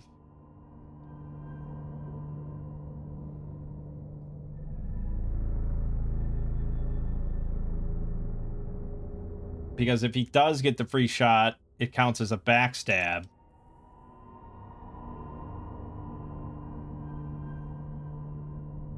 And he gets a +4 in the roll and deals an extra dice of damage. It's a pretty nice bonus.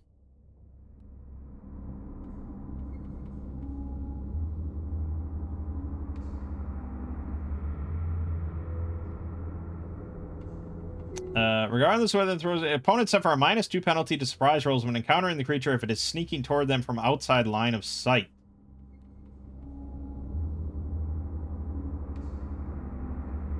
I think we're giving him that penalty. So this is just a D6 -2. I guess it's pretty reasonable chance here. Nope. Okay, so because they were, yeah. I mean, you could say that they were kind of alert. They were already kind of alert. So it was a decent odds of him getting a nice shot off, but no, they were ready for any treachery. So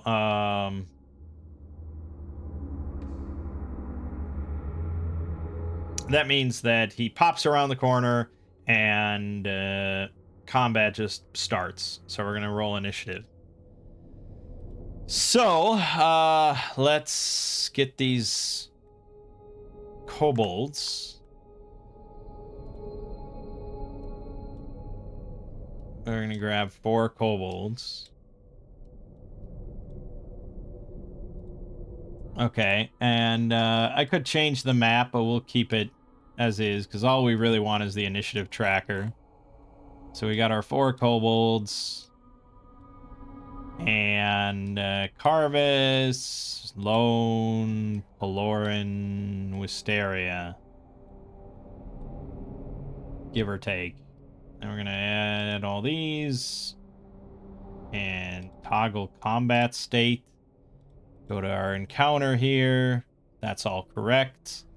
And we're going to begin combat. So then you can do your surprise shit. But you know, there's nothing there. So okay, there you have it. So I'm designating these ones in the back as being the archers, so that's the ones going 2nd and 4th. And it said that they are,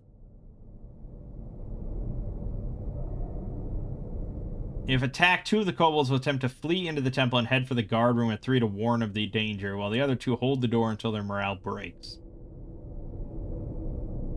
Technically, they haven't gotten attacked yet, but we are brandishing weapons, so I think they would interpret that as an attack.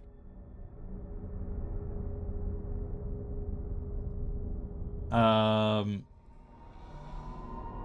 we assuming the doors are closed? You think it takes them time to open these massive bronze doors? I would think so. They're just little kobolds. So, I don't know. I think that's going to be like their action for the round, to open these doors. I'm sure that's not strictly correct in the rule books. Well, I mean, it is a combat action to unlock a door using a key. It's a movement action to open an unlocked, unstuck door or pull aside a curtain. It's a full round action to... No, I guess not. I mean, technically this is an unlocked, unstuck door, but it's a big door. I feel like that's got to be a penalty of some kind.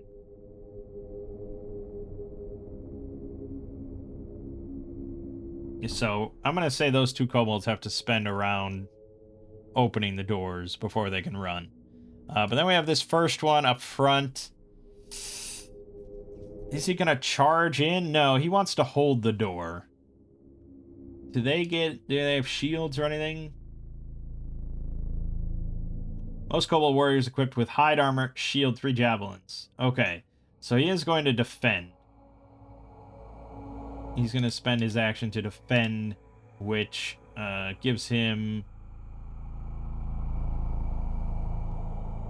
+4 against missile weapons and +2 against melee attacks and thrown, and +2 on blast saving throws. That's how he's spending his turn. Second guy there in the back is going to be starting to open the door. Carvis is going to finish what he planned, which is firing at this other guy who hasn't defended yet. He doesn't get any bonuses or anything of any significance here. He just gets +2 on a roll.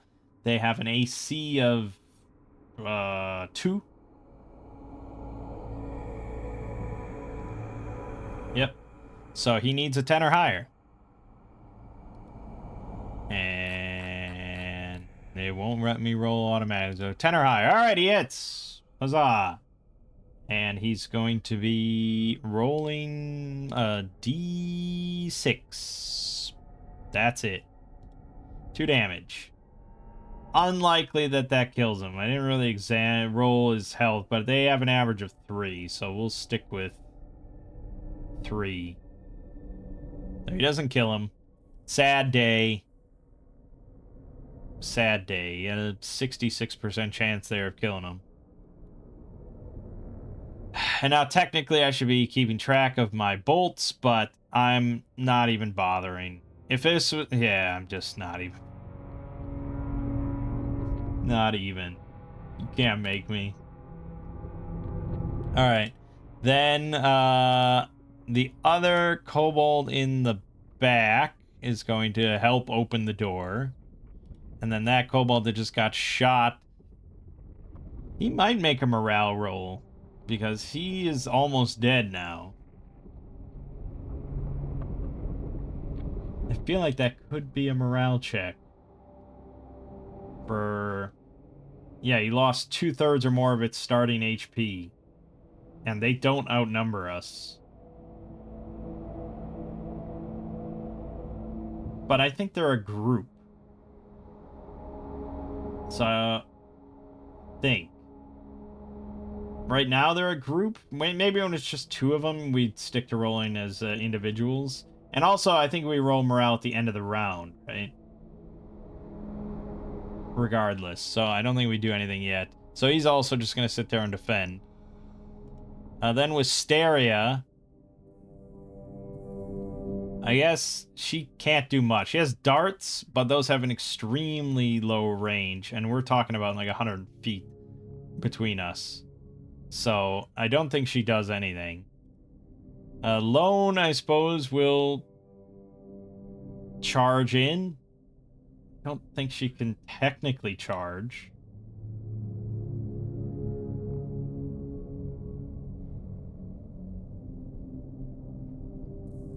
No, she can't charge. She can't run.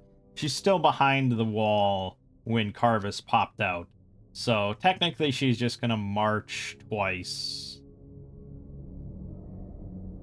And her combat speed is 40. So she can move 80 feet up. So she's kind of like here. Relatively.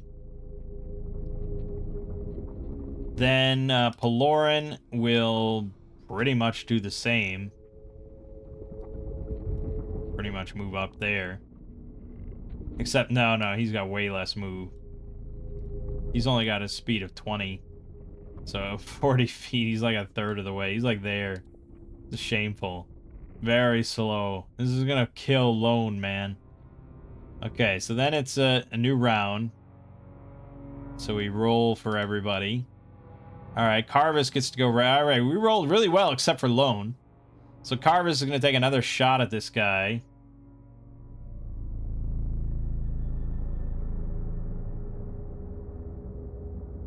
And defend lasts until the start of the combatant's next initiative. So this guy is defending. He gets a +4 on his AC.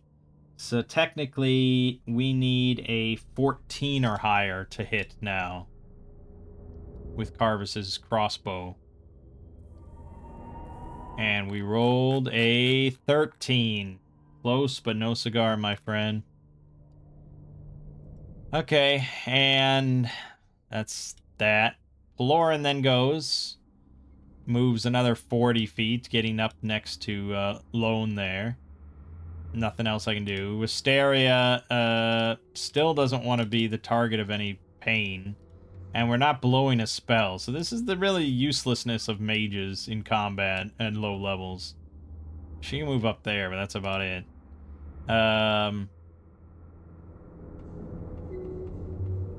Will these kobolds move up to attack?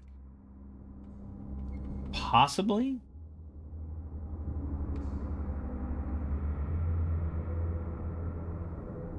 It says they'll hold the door until their morale breaks. So maybe they won't. I think maybe they still just defend and hold the line. These two are both defending, and the other two then flee. They're gone. Out the door. They're going to area 3, which is... yeah, that in that direction. So they're gone out of sight. Then finally Lone goes. And now if I charge, which I could do, they can't... yeah, the counter charge is only if you ready the action or it's the first round of combat. So they defended. I guess they could have readied an action to stab anything that comes in approach, but they were worried about this guy shooting a crossbow, so I think they were more interested in defending. So they both defended, and she's gonna move up. She moved up another 40 feet on a march. And now she's gonna attack. So straight on, she gets no bonuses of any kind. He's defending, which is +2 against melee attacks. So we need a 14 or higher to hit. Roll them bones for Lone. Nope. Miss. That's it. New round. We can get rid of these two. Gone. Roll. Alright, we do have a kobold here that is available. They are next to each other, so he can just turn and strike Lone. And I think he will do so. So, they attack 12 plus. They're pretty weak. So normally a 12. She has an AC of 3. So this is a 15 or higher in order to hit Lone. Roll it. Miss. Very good.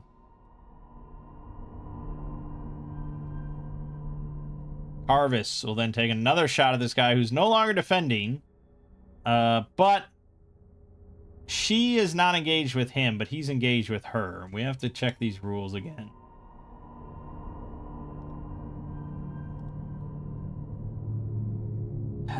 Missile attacks through intervening engage allies, blah, blah, blah. Missile attacks at enemy targets engaged with ally targets not permitted. So Carvis can no longer attack these two. So now is when he probably is going to swap out his crossbow for his short sword, and he'll move what's his 30 feet. Wisteria, I guess, also useless now. She doesn't want to go into melee, so nothing. And this other kobold is going to swing it against Lone, 15 or higher. Miss.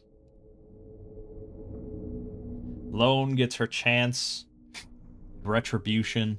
She's going to swing against this. She needs a 12 or higher now. They're not defending. So 12 or higher. Miss. Okay. And then Pelorin can finally probably reach them. I know I'm fudging a lot. We're not being very specific. It's the annoying thing. It's like Theater of the Mind. Usually it's all pretty vague. You know, it's almost more like zone combat Theater of the Mind, where it's just like, yeah, you can probably reach them, whatever. You know, like, we're not counting specific feet most of the time. But ACKS, I feel like, God, movement and range and everything is so important. Like, how can you... So you just have to keep track of everything in Theater of the Mind. It makes Theater of the Mind so much harder. And that's a bummer, because Theater of the Mind should be pretty simple. But whatever. Pelorin's there, and he's going to swing now with his cool sword. And he gets a bonus. So he hits on a 10 or higher, and I think he's flanking. So... that's another +2?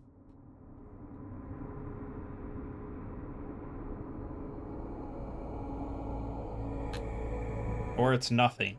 Flanking might be nothing. You gotta go to conditions and then down to flanked. You do get a +2. Okay, good.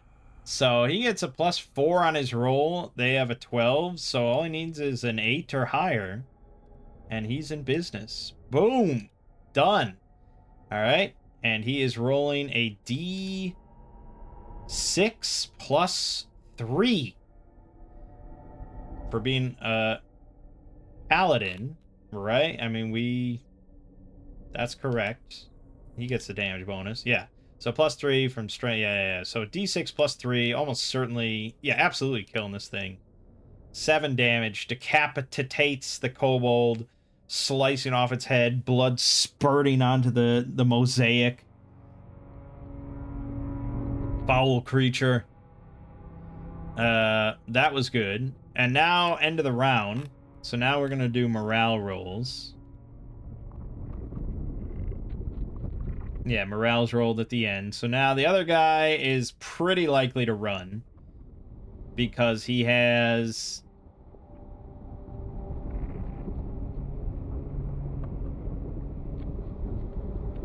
the group has lost... it depends on what you... well, no, we'll just do individuals. So he gets a -5 from that.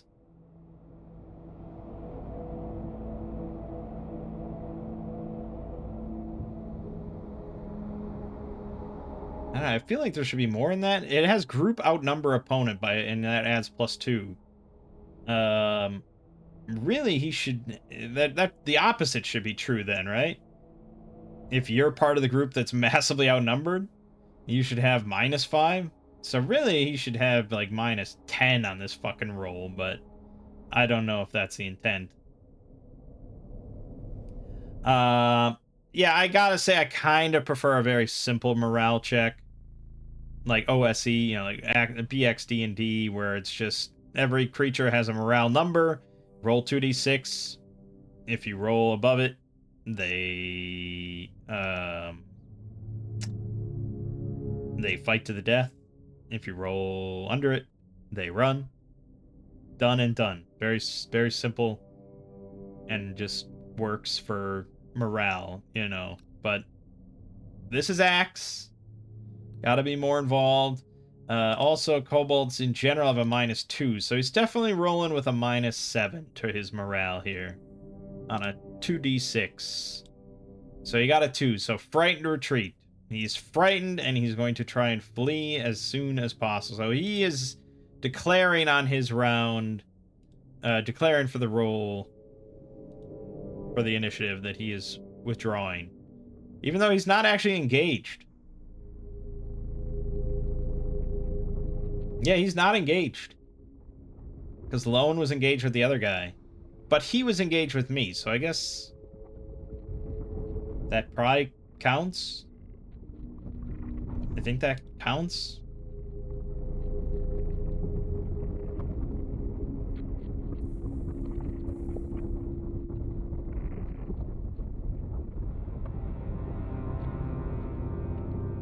A combatant treats an enemy that does not engage it as if it were an ally for movement purposes.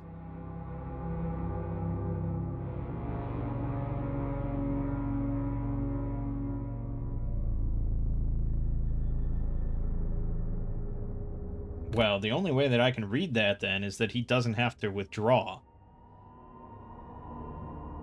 He doesn't have to flee until he gets engaged, right? That's how I read it. So, I guess he doesn't declare shit. Even though I don't think you can declare it if you're not engaged. So he would like to declare it because he's almost certainly going to get engaged. But he can't declare it because he's not engaged yet.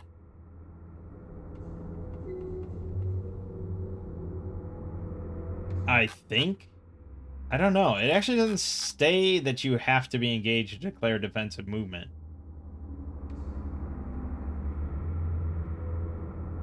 But at the same time, it's like, yes, I'm going to cast a spell this turn, even though I don't have any spells to cast. It's sort of similar.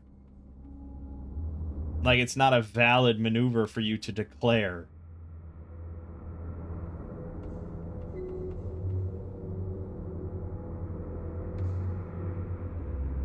I'm not quite sure, and I don't like any of it, so... I guess I don't know. I have no idea.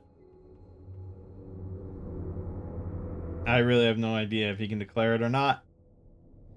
But I guess he will. He'll declare that he's going to be withdrawing. Probably doesn't matter, because Carvis is going to go. Although Carvis, I don't think, can reach him with a short sword. He's only got a 30 feet move, so he's like 60 feet up of the 100 or so. So that's that. Wisteria still not doing anything. Pelorin, Pelorin only has 20 feet move, so he can't really maneuver much.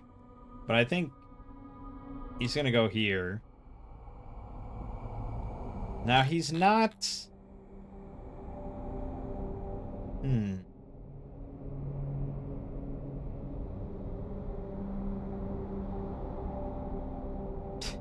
Can this guy make a free facing change? He's engaged with Lone. But he's not engaged himself. I have no idea. I think if you just treat engage as a binary thing, but they don't always do that, do they? Because it specifically says a combatant treats an enemy that does not engage it as if it were an ally for movement purposes. So obviously, it's not a binary thing. It's a two-way street. I don't know. Fine. You know what? We're behind him. He's engaged. He doesn't face us, so we're just calling it vulnerable so we can move on. And we're rolling a d20. We get like +4 or something. It's definitely a hit. d6 +3. He's dead. He's so dead. And combat is over. But those other kobolds got away and they warned everybody and blah, blah, blah. Oh, God, man. It's just... It's all too much. It's all too much. This is I mean, my opinion of ACKS hasn't changed. I'm afraid to say that it hasn't changed. And it's funny that it comes down to combat usually, but we ran into a lot of issues here before combat even. Of just like...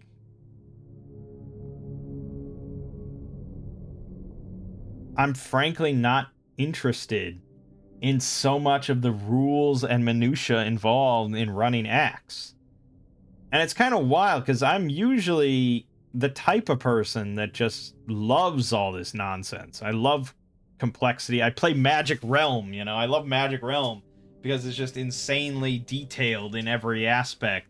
But to be fair, I do like playing Magic Realm with the digital version, Realmspeak, that automates so much of that. And so again, it comes down to, like, if I was playing and the DM knew the system in and out and wanted to run ACKS and wanted to do a big, massive, you know, campaign with domain play and all that stuff, I'd be probably on board. Absolutely. You know.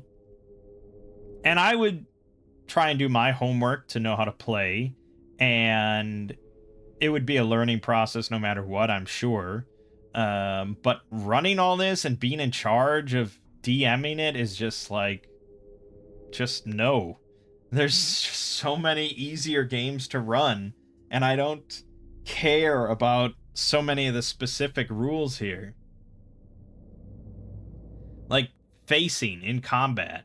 It's like, it's a nice idea, and in video games, like Final Fantasy Tactics has facing, and I think it's great, and I think more tactical RPGs like that should have facing, and it should matter, and blah blah, and should have all these like factors of like height advantage and blah blah blah. Like, again, in video games, yes, always, because it's all automated. You don't have to think about it that much outside of just picking your facing and making the tactical choice.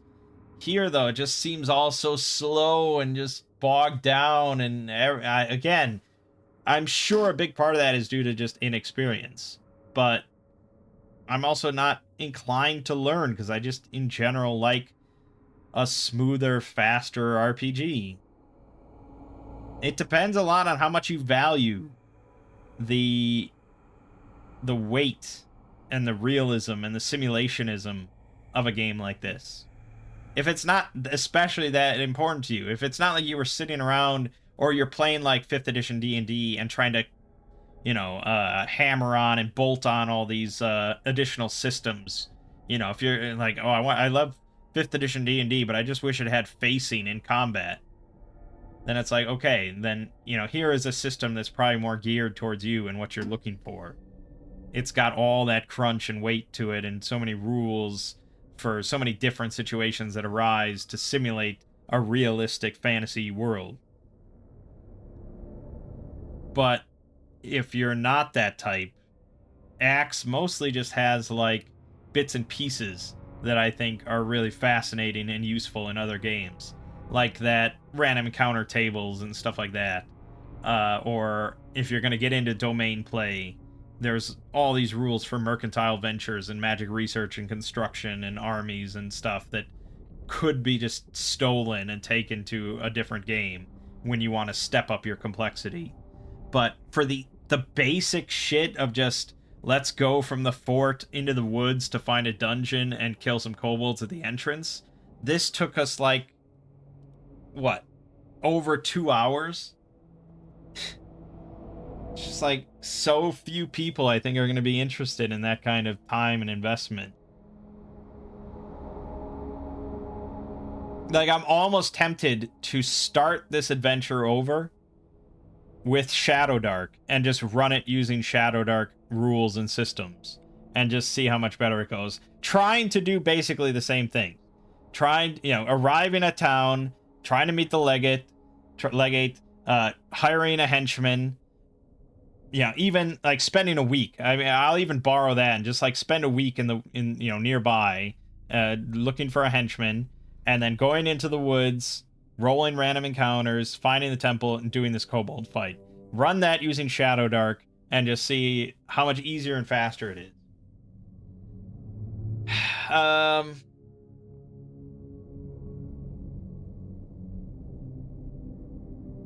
Yeah. I think I'm just still so conflicted about ACKS.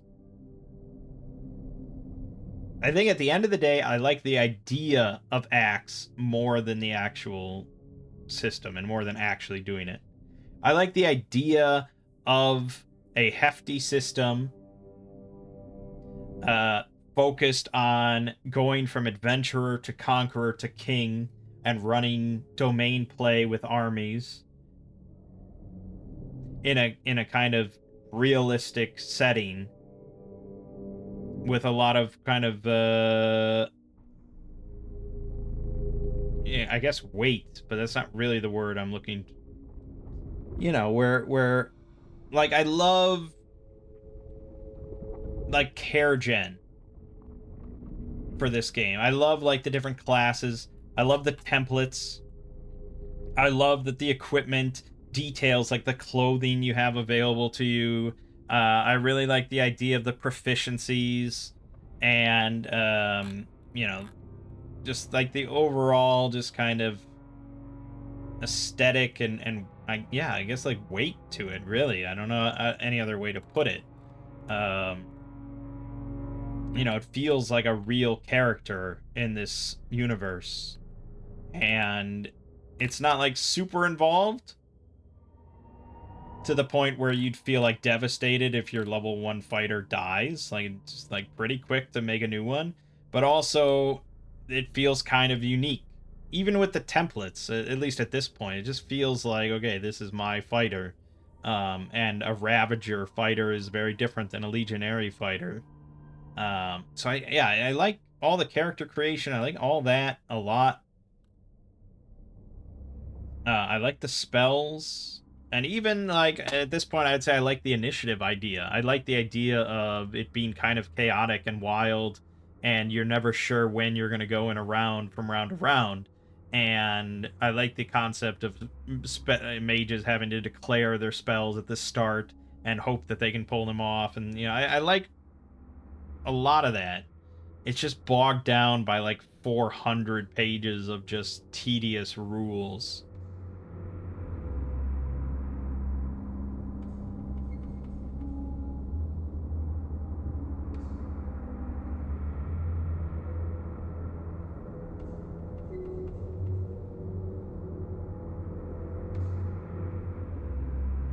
Yeah. Yeah. At the end of the day.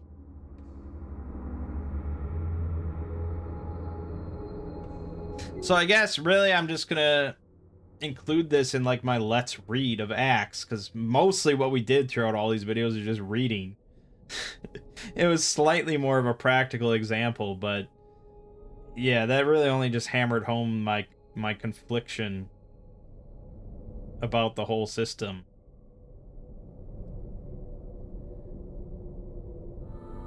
And I know I keep going to Shadow Dark because that's really the only system I have much experience with in the OSR outside of Dungeon Crawl Classic. Um,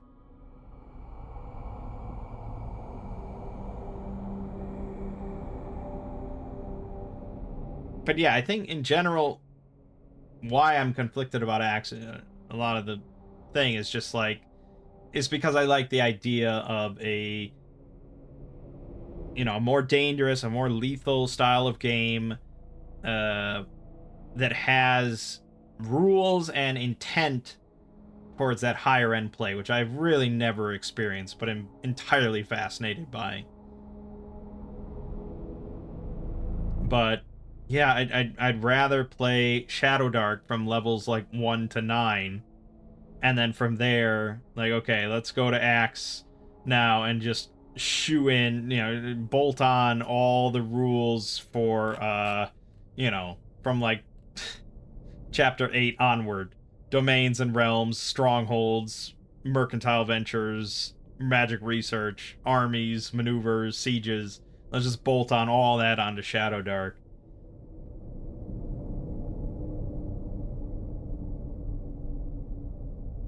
Yeah, I guess. I mean, between this and the other system that I looked at recently, OSE, I definitely lean more towards ACKS because there is a lot here that I like, whereas OSE there just wasn't. There's no reason for me to ever play OSE compared to Shadow Dark. For me personally, I'm saying. Whereas ACKS, it's like, okay, there could be some reason, and I could see if I had a photographic memory and memorized the whole book and knew in and out, I could see it being pretty fun.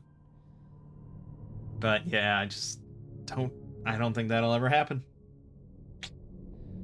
Shame. So obviously, yeah, I'm gonna end it off here. We got to the entrance of the dungeon. I mean, you can see there with combat, like against those kobolds and stuff, that wasn't a big group, obviously, and 2 of them fled immediately. But you could see with some of those rolls that it's, even against Lone, who's not even having a shield, it is pretty hard for them to hit her. Against Pelorin, like, my goodness. They needed a, what, 12? Yeah, so for him, they'd have to roll a 17 or higher normally to just hit him straight on. If they're not flanking him or anything. So pretty unlikely for them to hit Pelorin, and pretty likely for him to hit them. And kill them in one shot, like guaranteed. So combat is not just like an automatic death sentence in OSR kind of games. It's just, you never want it to be a fair fight. You always want to try to ambush them, or divide them, or use clever tactics that kind of make you, that just give you an advantage of some kind over just a straight up brawl. Whereas newer school games don't usually care that much, and they're kind of designed and balanced around straight up brawls. And that's why, again, like, I really like the idea of OSR, more dangerous combat like that require me to think, rather than just like Shadow the Weird Wizard. It's just, all right, just use this spell and this spell and then just destroy them at level 1, you know.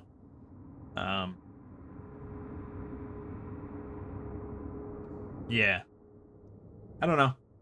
I think that's all I have to say, though. So, what's next for solo role-playing? I don't know. I really have no... All this talk about Shadow Dark kind of makes me want to go back to that and maybe do, like, an actual freeform thing. Because I don't know if we ever did that with Shadow Dark. I feel like we only did old modules. So maybe actually doing a freeform, like, hex crawl with Shadow Dark could be interesting. With the intent of us just trying to get into some dungeons, make some money, to try and get higher level and get to the domain play.